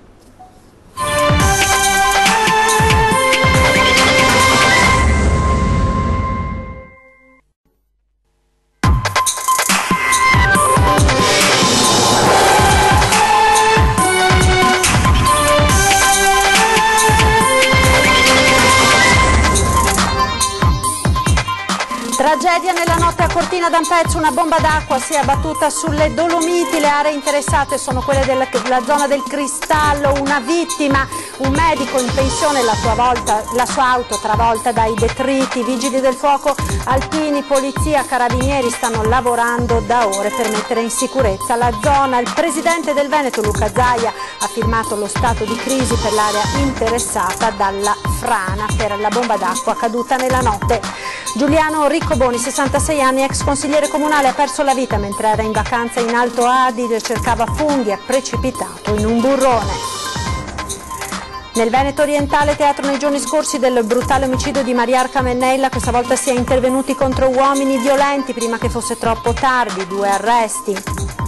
Primo fine settimana d'agosto, bollino nero sulle strade, scatta l'esodo, l'appello delle forze dell'ordine agli automobilisti, fate attenzione.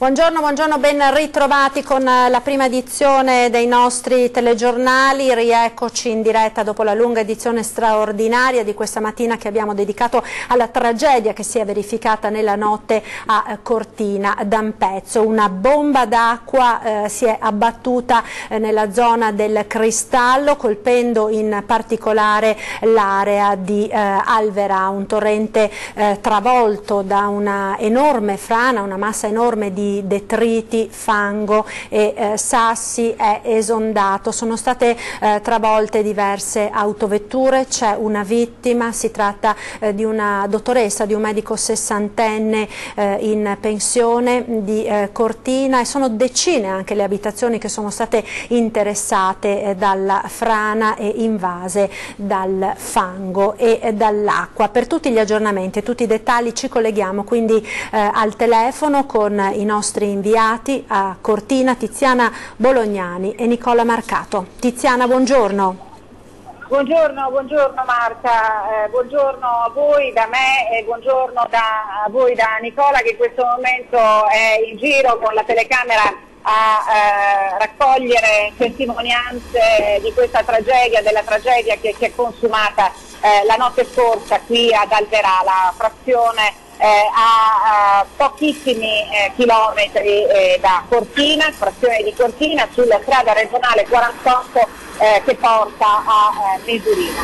Qui ad Alverà è successo, come giustamente dicevi tu, è successo che è caduta e scesa la frana dal Riogere, la famigerata frana di Riogere, che ha travolto il torrente di Gontina, l'ha ostruito, il torrente di Gontina è esondato e si è portato a valle massi, fango, detriti e in paese, in questa frazione, per le strade, nelle case è praticamente scoppiata una tragedia collettiva. La vittima è morta a poche centinaia, forse neanche 1 chilometro da dove ci troviamo in questo momento, e che è il ponte che attraversa il Bigontina, che per miracolo è rimasto in piedi anche se il parapetto è visibilmente danneggiato. Abbiamo intervistato poco fa e credo vi sia arrivata questa testimonianza e forse riuscirete anche a proporla nel telegiornale. Abbiamo intervistato uno dei residenti che sta proprio qui alla casa che si affaccia sulla strada e ci ha raccontato che cosa ha visto questa notte. Un fiume di detriti, più di 50 centimetri d'altezza aveva questo ammasso di detriti, fango, acqua, con tronchi che praticamente scendeva lungo la strada e che invadeva mano a mano le strade. C'è un negozio in particolar modo che credo che diventerà il simbolo anche di questa tragedia, che è un negozio di una vetreria artigianale gestito da una giovanissima del posto che non smette di piangere per aiutare questa ragazza a liberare il suo negozio, completamente distrutto, completamente sommerso dal fango. Ci sono credo una trentina di giovanissimi volontari, tutti stavano partecipando, tutti fanno parte del sentiere di Alverà e stavano partecipando ieri sera alla prima serata della festa campestre che qui in Alverà, tra Alverà e Riogere, si svolge ogni anno nel primissimo weekend del mese di agosto e che tutto sommato apre la stagione estiva. Ieri sera, quando si è sparsa la voce della tragedia che si era consumata in Alverà e di quanto stava accadendo, i volontari, i ragazzi, i giovani che lavoravano alla sagra hanno lasciato tendone, tavoli dove si stava mangiando, dove si stava bevendo e ballando, e sono subito venuti qui ad aiutare le persone completamente distrutte da una tragedia che è inimmaginabile, incommensurabile, per il momento ancora non quantificabile nell'ordine dei danni. C'è il Presidente della Regione del Veneto che assieme al responsabile regionale della Protezione Civile, del Dipartimento di Protezione Civile, in questo momento sono in sopralluogo a Riogere. Lì si sta cercando di verificare, di quantificare l'entità del danno, ma soprattutto dell'urgenza, dell'emergenza di mettere in sicurezza tutto il materiale che si è riversato nel torrente prima del pomeriggio, prima che faccia notte, perché le previsioni del tempo indicano ancora violenti temporali che già cominciano a scatenarsi sulle cime che circondano la conca ampezzana, che già stanno cominciando quindi a verificarsi. È urgentissimo liberare l'alveo del torrente Bigontina dai maschi, dai detriti, perché il rischio è imminente. E durante il vertice che si è svolto nella caserma dei Vigili del Fuoco di Cortina, il prefetto assieme a tutte le autorità ha paventato, ventilato l'ipotesi di sgomberare tutte le abitazioni che si trovano a ridosso dell'alveo del torrente di Gontina, per sicurezza, evidentemente, per scongiurare che si verifichi nella prossima notte un'altra tragedia. Di nuovo sopra Alverà c'è l'elicottero in sorvolo dei Vigili del Fuoco che sta riprendendo la zona per accertare l'entità del danno e per capire che cosa si può fare nell'immediatezza per mettere in sicurezza questa parte di Cortina che è stata completamente devastata, lo ripetiamo, nella notte da una frana di sassi precipitati da Riogere. Riogere, ricordate, luogo tremendo legato alla tragedia di Falco, la tragedia in cui tutto l'equipaggio dell'elicottero del SUEM morì nel 2009. Come vi ricordavamo e ricordavamo i nostri telespettatori, la giornata di oggi è funesta perché è proprio una coincidenza drammatica, quella della ripetizione delle tragedie della montagna. 2 anni fa la frana di San Vito, drammatica frana di San Vito con le vittime. Ricordate anche ancora prima la frana che a Borca di Cadore investì un'abitazione, morirono una madre e il suo ragazzo, il suo figlio, e quindi questo è un momento, come dire, di grandissima commozione. Noi siamo qui e siamo a difficoltà, con grandissima difficoltà, ve lo devo dire, stiamo svolgendo il nostro lavoro perché qui non c'è nessuno che sta con le mani in mano, tutti si stanno dando da fare, tutti sono con pale, con qualsiasi oggetto per la sistemazione dei giardini, sta aiutando queste persone che sono veramente disperate. Marta. Immagini, Tiziana, questa catena umana di solidarietà che si sta verificando proprio in queste ore, perché a cercare di dare una mano alle famiglie che sono state colpite da questa sciagura non sono solo tutti i giovani e gli abitanti di Cortina ed in particolare della frazione di Alverà, ma anche moltissimi turisti, moltissimi ragazzi, li hanno già soprannominati gli angeli del fango di Cortina, che si stanno appunto recando sul posto. Poco fa se posso dirti, sì. Scusa Marta, a proposito di solidarietà, è arrivata un'ambulanza che è un'ambulanza di Cortina che ha portato viveri. Fortunatamente non serviva per soccorsi, ma sta portando e distribuendo viveri, cibo, acqua a tutti i volontari che stanno lavorando instancabilmente da questa notte.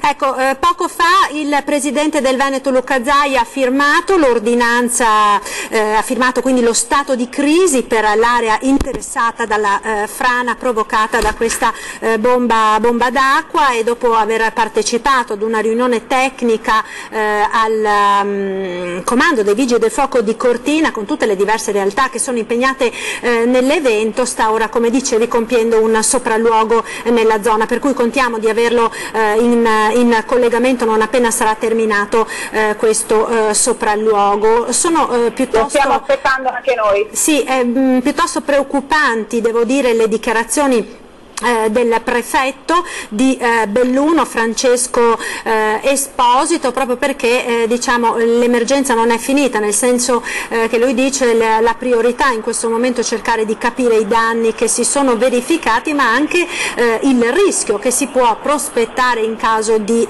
nuove precipitazioni. Soprattutto bisogna mettere in sicurezza gli abitanti della zona. Secondo il prefetto bisogna quindi lavorare ad un piano per una eventuale evacuazione delle persone che si potrebbero trovare in una situazione di pericolo, quindi non è escluso che nelle prossime ore alcune abitazioni, quelle che si trovano appunto nelle posizioni maggiormente a rischio della frazione di Alverà, vengano evacuate. Vi risulta qualcosa, Tiziana, in questo senso? Noi abbiamo visto carabinieri e forze dell'ordine e polizia andare casa per casa, hanno un elenco in mano e possibilmente stanno verificando qual è la situazione e stanno avvisando, stanno iniziando comunque a mettere in preallerta i cittadini che potrebbero essere invitati, se non obbligati, a lasciare le proprie case nelle prossime ore. Vi devo dire che il tempo non si sta mettendo per nulla verso il bello, perché oramai il cielo è quasi totalmente oscurato dalle nubi, le nubi sono di nuovo minacciose e non è escluso che qui a pochissimo, anche l'aria per la verità si sta facendo anche un po' più frizzantina rispetto alla temperatura di poco fa, non è escluso che da qui a poche ore possa di nuovo scatenarsi qualche temporale. Speriamo di no, speriamo che davvero si riesca a lavorare in tempo per aiutare tutte queste persone che si stanno dando da fare per liberare dal fango le case e anche il torrente. Speriamo ci sia una piccolissima tregua, che l'acqua lasci libera questa zona di Alverà, perché altrimenti davvero potrebbe essere ancora una volta una tragedia, potremmo tornare a raccontarvi di una tragedia. Siamo, lo ricordo, sulla strada regionale numero 48, quella che dal centro di Cortina, poco dopo il piazzale delle stazioni delle Corriere, si imbocca sulla destra della strada regionale che porta a Misurina e a Passo Tre Croci, quindi l'incrocio, quello oramai famigerato, quello da dove si è riversato, è l'incrocio per la precisione di Saulin, che sta proprio a ridosso del torrente Bigontina, che è esondato nella notte. La tragedia è inimmaginabile, sono tutti ricoperti dal fango, perché qui veramente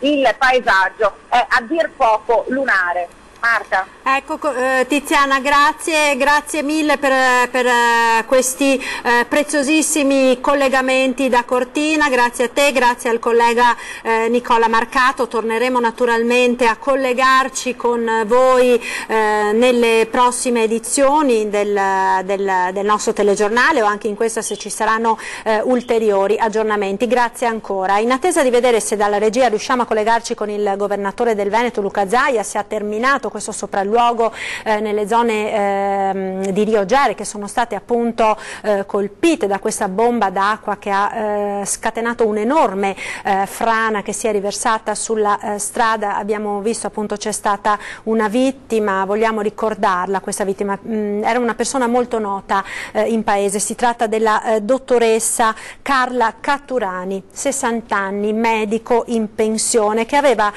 partecipato proprio ieri sera alla festa paesana della frazione appunto di Alverà, e stava rincasando anzitempo proprio per l'insorgere del maltempo, e non vi aveva partecipato per divertirsi, ma vi aveva partecipato come volontaria per dare una mano alle tante persone appunto che si stavano adoperando per questa festa che di fatto, come abbiamo sentito dalla collega Tiziana, apre un po' quella che è la settimana, quelle che sono le 2 settimane clou della stagione estiva di Cortina d'Ampezzo. La donna era alla guida della sua Panda, stava attraversando il ponte sulla strada che porta al passo Tre Croci quando è stata travolta in pieno da questa imponente massa di detriti che hanno travolto la vettura, facendola finire nell'alveo del torrente tra Rio Gere e il lago Shin. Purtroppo non c'è stato per lei nulla da fare. Ecco, stiamo vedendo insieme in onda proprio le immagini che ci hanno inviato i vigili del fuoco del recupero dell'auto della dottoressa. La macchina è stata infatti trasportata dal fango e dai detriti per parecchie decine di metri, è finita nell'alveo del torrente completamente sommersa dal fango, e quindi solo dopo diverse ore i vigili del fuoco, ecco, stiamo vedendo proprio le immagini del recupero della vettura, sono riusciti appunto ad estrarla dal torrente. Purtroppo per la donna, che era peraltro appunto dicevamo medico di base, da pochissimo andata in pensione, quindi molto nota a Cortina, non c'era più nulla da fare. Le squadre dei vigili del fuoco stanno comunque continuando a lavorare assieme naturalmente al personale dell'ANAS, ai tecnici del comune, di Veneto Strade, delle forze dell'ordine, perché è una vera e propria corsa contro il tempo quella che si sta mettendo in atto in queste ore per cercare di liberare l'alveo del torrente da questa enorme quantità di massi che si sono appunto riversati sulla strada e sul corso d'acqua. Abbiamo ora in collegamento telefonico da Cortina il Presidente della Regione del Veneto, Luca Zaia. Presidente, buongiorno, grazie nuovamente per essere in collegamento con noi e con i nostri telespettatori. Allora, lei ha appena terminato questo sopralluogo nell'area che è stata colpita da questa bomba d'acqua e da questa enorme frana. Com'è la situazione, come avete potuto verificare proprio in questi minuti? Guardi, una tragedia, perché una persona che perde la vita in questa maniera è un'autentica tragedia, e penso alla signora che ha perso la vita questa notte. Un disastro perché la mole di detriti che ha devastato tutto l'impianto sciistico, cioè la pista a monte, per poi scendere lungo il Rio Gere e arrivare fino all'Alberà, ha fatto una totale devastazione, e ci troviamo, non so, potrei dire anche milioni di metri cubi, non di detriti, di massi ciclopici, cioè vuol dire abbiamo dei massi grandi anche come dei container che sono scesi a valle e hanno fatto la devastazione. Abbiamo 3 ponti di fatto tutti e 3 distrutti, anche se sono ancora in piedi, ma sicuramente da verificare la sicurezza. C'è una necessità di valutare anche un piano di evacuazione delle case, quantomeno quelle più vicine, a seguito anche della riunione fatta questa mattina dei vigili del fuoco, perché c'è un altro problema, che è quello che le condizioni meteo non sono positive. Tant'è vero che io sono qui in alta montagna rispetto, quindi alla base dell'inizio della frana, e devo dire che ormai qui ci sono le nuvole, penso che nel giro di qualche ora piova. In modo molto veloce una risposta. Noi abbiamo sentito prima la testimonianza di uno dei residenti nella zona di Alverà, peraltro la cognata della dottoressa che purtroppo questa notte ha perso la vita, che più e più volte nelle ultime settimane i residenti avevano segnalato i propri timori per la presenza di questi massi che sovrastavano il torrente, ed erano molto preoccupati. Guardi, non lo so dire, perché la sento da lei questa cosa, cioè molto probabilmente la segnalazione sarà stata fatta al comune, immagino. Io so che oggi è devastante, so anche che comunque i residenti è altrettanto vero che dicono che comunque storicamente questa è una zona fragile, che ha disagio da dissesto idrogeologico, quindi non è una zona che comunque è nota per esondazioni e per carichi di detriti. Ovvio che questa volta sono molti. Grazie Presidente Luca Zaia, grazie per questo collegamento telefonico, buon lavoro. Naturalmente tutti gli ulteriori aggiornamenti e le testimonianze sulla tragedia che si è abbattuta questa notte su Cortina d'Ampezzo nel corso delle prossime edizioni dei nostri telegiornali. Noi continuiamo con le altre notizie di oggi, proseguiamo con la cronaca perché c'è un'altra tragedia, la notizia della scomparsa di un ex consigliere comunale, Giuliano Riccoboni, di 66 anni, che è morto mentre era in vacanza in Alto Adige, cercava funghi ed è precipitato in un burrone. Sentiamo. Giuliano Riccoboni, 66 anni, ex consigliere comunale ed ex bancario veneziano di Calcroce di Camponogara, ha perso la vita mentre era in vacanza in Alto Adige, mentre stava cercando funghi. Una tragedia che si è consumata ieri pomeriggio in una zona impervia sui boschi del Monte Rascera, tra la Val di Funes e la Val Gardena. L'uomo, secondo quanto riferito da alcuni testimoni, sarebbe scivolato in un burrone per una quarantina di metri, una caduta rovinosa e fatale. A dare l'allarme il proprietario dell'appartamento che aveva affittato, che non vedendolo rientrare ha chiamato i soccorsi chiedendo l'aiuto dei volontari del soccorso alpino, che con una squadra hanno individuato il corpo all'altezza di circa 2000 metri. Quello di ieri per l'ex assessore di Camponogara sarebbe stato l'ultimo giorno di vacanza prima del rientro a casa nella sua Camponogara. Ed ancora cronaca da Verona, un uomo di 32 anni è morto questa notte in un incidente stradale. Il giovane alla guida della sua auto è andato a schiantarsi contro una delle arcate del sottopasso ferroviario di Porta Nuova, restando ucciso sul colpo. Inutili i soccorsi dei sanitari del 118 intervenuti con i vigili del fuoco e la polizia municipale di Verona che ha eseguito i rilievi. Ed ora andiamo nel Veneto orientale, teatro nei giorni scorsi dell'omicidio di Mariarca Mennella, la povera madre uccisa dall'ex marito. Questa volta si è intervenuti in tempo contro degli uomini violenti prima che fosse troppo tardi. Sentiamo.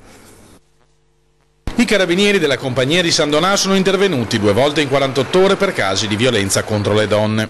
Per un albanese residente a Meolo, il GIP di Venezia ha disposto gli arresti domiciliari con l'applicazione del braccialetto elettronico a causa delle continue persecuzioni all'ex moglie e al figlio appena maggiorenne.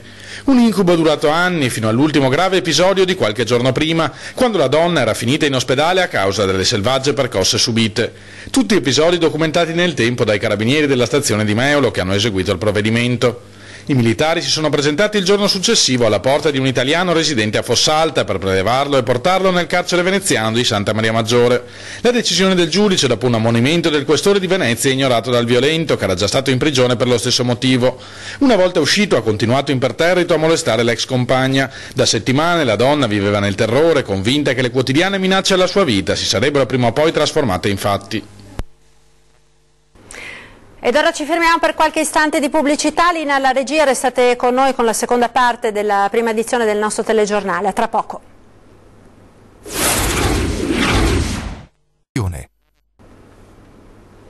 Rieccoci in diretta con la prima edizione dei telegiornali di Antenna 3. Andiamo ora a Padova, sicurezza all'Arcella. L'ex sindaco Bitonci pubblica il video di una rissa davanti alla sede del bingo. Vediamo. Lo scontro tra Massimo Bitonci e la nuova giunta continua su più fronti. Dopo gli attacchi reciproci con l'assessore al commercio Bressa sul China Ingross, l'ex sindaco leghista pubblica un video su Facebook che riprende un intervento della polizia all'Arcella davanti alla sala bingo di via Aspetti. Anche stasera una rissa tra stranieri di fronte al bingo, sono intervenute più volanti della polizia ieri sera, stessa musica. Questa è la Padova aperta ed ospitale che vuole la nuova amministrazione, giudicate voi. Scrive così Bitonci, che attacca Giordani, che proprio 3 giorni fa, poco lontano, aveva inaugurato la nuova sede della polizia locale di via Aspetti.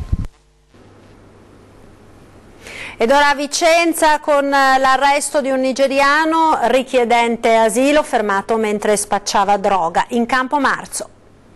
Da una parte l'intensificazione dei controlli nei punti critici di Vicenza, dall'altra gente che senza alcuno scrupolo prosegue nella sua attività criminale. Viene arrestata dopo ore di appostamenti, tensioni, fatica da parte degli uomini e delle donne tutori della sicurezza e poi, grazie alla legge italiana, rimessa in libertà perché la pena viene sospesa dopo il patteggiamento.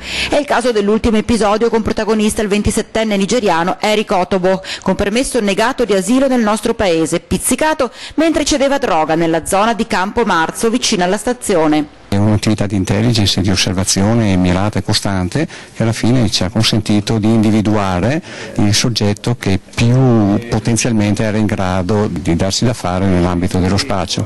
Le nostre deduzioni sono state confortate dal sequestro dello stupefacente e quindi abbiamo proceduto all'arresto dello spacciatore. Più di 2 etti tra coca, marijuana, hashish rinvenuti in pochi giorni, nascosti in buche scavate apposta e in mezzo ai cespugli, talvolta addirittura nell'area destinata ai più piccoli, una situazione che sta andando fuori controllo. Come già accaduto nel recentissimo passato, ci scappa l'accoltellamento per decidere a chi spetta lo stupefacente, tanto, anche se vengono fermati, il giorno dopo loro sono ancora là, in Campo Marzo. Oltre appunto ad emergere quegli episodi che poi anche voi portate alle cronache tutti i giorni, al di sotto si muove un sottobosco che può essere poi la causa di questi problemi. Quello che fa rabbia è che l'ha arrestato, ha patteggiato e adesso è libero praticamente. Un po' una storia che si continua a ripetere questa. Per noi insomma non cambia a livello di determinazione il nostro impegno. Ed ora parliamo di traffico, nuovi autovelox lungo quella che rimane una delle strade più pericolose d'Italia, la Romea. Sentiamo. La Giunta Municipale di Chioggia ha avviato le pratiche per l'installazione di 2 nuovi autovelox sulla Romea, tra Valli e Cavanella d'Adige. La prima colonnina sarà posizionata sul ponte translagunare al chilometro 89,130 in direzione Venezia. L'altro misuratore comparirà a breve distanza nel senso opposto al chilometro 84,207 corrispondente al bivio della vecchia Romea Sant'Anna. Il Comune sostituirà inoltre i vecchi semafori di Sant'Anna e Valli con dispositivi di ultima generazione in grado di rilevare e fotografare non solo il passaggio col rosso, ma anche altre infrazioni al codice della strada. I costi di questi apparecchi sono molto elevati, ma certamente l'investimento si rivelerà profittevole nel tempo, grazie alle sanzioni degli automobilisti che incapperanno nel sistema automatico. Attenti quindi tutti coloro che sono in macchina in queste ore, sono davvero tanti. Primo fine settimana d'agosto è scattato il grande esodo per le vacanze delle 2 settimane clou dell'estate del 2017, lunghe code e rallentamenti verso le principali località di villeggiatura di tutta la regione, dal litorale verso la montagna ed il lago di Garda. Il punto nel prossimo servizio. Bollino nero questo fine settimana sulle autostrade venete. Da oggi scatta il grande esodo, è prevista un'intensificazione del traffico sulla A4 in direzione Trieste con probabili code all'uscita della barriera di Trieste. L'Isère. Code si potrebbero verificare verso tutte le località del litorale veneziano e sulle tratte che portano in Croazia o verso le montagne. Domenica 6 agosto transiti molto elevati in entrambe le direzioni di marcia sulla A4, ad aumentare le difficoltà per gli automobilisti, i picchi di caldo che si stanno verificando in queste ore. Nelle fasce orarie più critiche gli addetti della CAV saranno affiancati da personale di imprese qualificate per la segnalazione di code. Saranno inoltre presenti presidi fissi con carri attrezzi adibiti al soccorso meccanico che stazioneranno nei caselli di Spinea e Padova Est. Sarà predisposto anche un presidio sanitario fisso in corrispondenza dell'area di servizio di Arino Est della A4 con ambulanza e personale medico. Il Movimento 5 Stelle torna all'attacco della Pedemontana Veneta. Sentiamo. Chiediamo ragione delle cifre ballerine sulle stime di traffico sulla Pedemontana Veneta. A seconda di chi realizza le stime di traffico sono risultati infatti delle stime completamente diverse le une dall'altra. Così il Movimento 5 Stelle torna ad attaccare la Pedemontana. Dopo le recenti e gravi osservazioni condivise con la Corte dei Conti, che sottolinea la lentezza dell'opera, carenze progettuali e sulla rendicontazione e un eccessivo incremento dei costi, Presidente, ora è stata depositata una nuova interrogazione parlamentare al Ministro delle Infrastrutture e al Ministro dell'Economia. Siccome dalla quantità di traffico previsto su questa autostrada dipenderà il pareggio economico e finanziario dell'opera, chiediamo al Ministro di intervenire con un nuovo studio che dia dei dati oggettivi. La superstrada pedemontana veneta è, secondo sempre i parlamentari pentastellati, un caso emblematico delle inefficienze sul modo di gestire le grandi opere, in particolare dalla mancanza della revisione dei progetti, così come doveva essere sancito dalla legge 15/2015, votata in agosto di 2 anni fa. Ad oggi non è ancora stata effettuata alcuna revisione delle opere appunto da realizzare tramite project financing. Tornando alla pedemontana, resta la grave questione di fondo. È un'opera che è stata realizzata e sta per essere realizzata tenendo in considerazione l'interesse dei privati ma non quello dei cittadini che poi la dovranno ripagare. Ecco, ritorniamo ora, prima di chiudere questa edizione del nostro telegiornale, sulla notizia d'apertura, appunto la tragedia che si è abbattuta questa notte a Cortina d'Ampezzo con un violentissimo nubifragio, una bomba d'aria nella zona del Cristallo. La zona interessata è quella della località di Alverà. Un'enorme massa di fango e detriti si è abbattuta sulla strada e sul torrente, travolgendo auto e abitazioni. Ha perso la vita una donna, una dottoressa in pensione di 60 anni. Il presidente del Veneto Luca Zaia ha firmato lo stato di crisi per l'area interessata dalla frana e in queste ore si sta anche valutando un eventuale piano di evacuazione delle abitazioni che si trovano in quelle località ritenute più a rischio dell'area, proprio perché l'emergenza maltempo non è ancora finita. È arrivata proprio poco fa in redazione dai nostri inviati una testimonianza, la sentiamo insieme, la vediamo insieme. È uno degli abitanti appunto della frazione di Alverà. Sentiamo. Vai, lo dici adesso. Ma io ero al bar. Quando ho visto, stavo avendo un bicchiere, ho visto che veniva giù una pioggia, poi ho visto dei tronchi che correvano giù per la strada, ho detto qua è successo un casino. Forse per uscire, non si poteva più uscire dalla porta, ho dovuto uscire per la finestra del ristorante e venire qua e mettermi a posto la casa. Noi stiamo vedendo che intorno tutte le case sono invase dalla era un casino, era tutti che urlavano e io qua ho fortuna che c'ho la falegnameria, ho preso dei tavoloni, li ho messi qua e sono riuscito a salvarmi e se no l'acqua mi entrava anche a me, è un disastro. E dopo ho dato una mano agli altri, quello che sono riuscito a fare. C'è una signora qua che parlava, che ha detto che lei ha sentito il rumore e poi è andato fuori e fino a una ora fa non rientrava a casa. Da tanto materiale, da tanto fango, c'era un disastro, da tanto fango gli è arrivato in casa. Sono stato qua, veniva giù quasi 50 cm di acqua. E i tronchi. Poi ho visto, sì, ho guardato, dal ponte è un disastro. Ho visto macchine impiantate dentro, nel ponte, hanno bloccato 3 macchine. E là non si sapeva più, era tutto peggio del panico, non sapeva più cosa fare. Ma si può vivere in una situazione del genere? Perché voi state chiedendo succede dappertutto e qua purtroppo succede più qua. Io ho una vita che sono qua non è mai successo. Ho 56 anni, non ho mai sentito io. Frane sì, sono venute giù frane, ma mai di queste proporzioni, di queste dimensioni.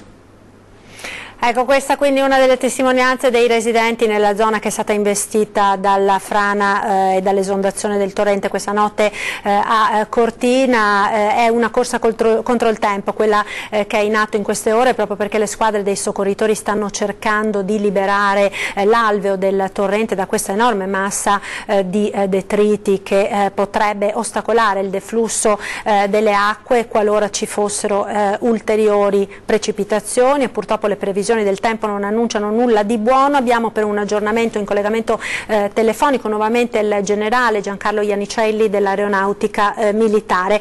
Buongiorno generale, che aggiornamenti ci sono dunque sull'evoluzione del meteo in questa zona? Sì, confermiamo che rimane ancora parecchia instabilità. Nell'immediato ci potrebbe essere ancora qualche temporale, adesso sono in attività cumuliforme intensa, per intendersi quelle nubi che poi si trasformano in nubi più intense, in cumulonembi e poi danno il temporale, quindi c'è questa evoluzione proprio a brevissimo termine e poi ci saranno questi piovaschi a carattere intermittente che purtroppo sulla zona di Cortina interesseranno fino alla serata. Domani la musica non cambia purtroppo perché abbiamo un'instabilità praticamente fissa, permanente, con piovaschi che si alterneranno a dei temporali. I fenomeni naturalmente saranno meno intensi di quello che sono stati, però avranno caratteristiche, ripeto, di intensità non trascurabile.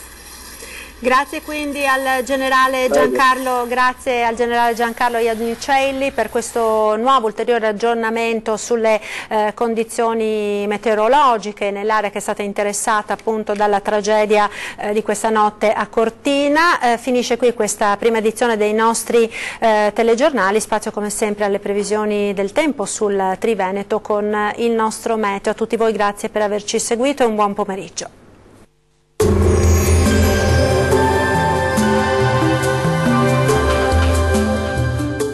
Acqua Estate, annuale Venezia, il parco acquatico per famiglie e ragazzi, 8 piscine, idroscivoli, animazioni. Acqua Estate è annuale Venezia. Si preannuncia un sabato davvero rovente, anzi è proprio il caso di dire infernale, in compagnia del terribile anticiclone Lucifero, ma domenica cambia tutto con l'arrivo di qualche temporale e anche di temperature che saranno più in linea con la media del periodo. Vediamo il dettaglio. Sul Veneto sole ovunque, con cieli del tutto sereni o soltanto qualche velatura innocua sui settori alpini più settentrionali.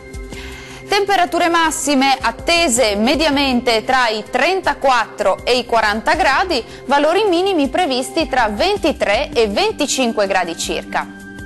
Che tempo farà invece sul Friuli Venezia Giulia?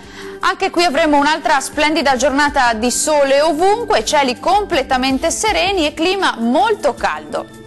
Temperature massime previste tra i 35 e i 39 gradi, minime intorno ai 24 gradi circa.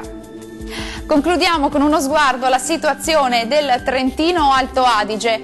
Sempre sole e bel tempo su tutta la nostra regione, più nubi e qualche temporale sui confini alpini. Temperature massime attese in valle tra i 36 e i 38 gradi, minime intorno ai 21 gradi circa. Il mare sarà quasi calmo sulle coste e calmo al largo. I venti invece saranno deboli, meridionali lungo le coste e sudorientali al largo. Dal meteo di Antenna 3 è tutto, arrivederci!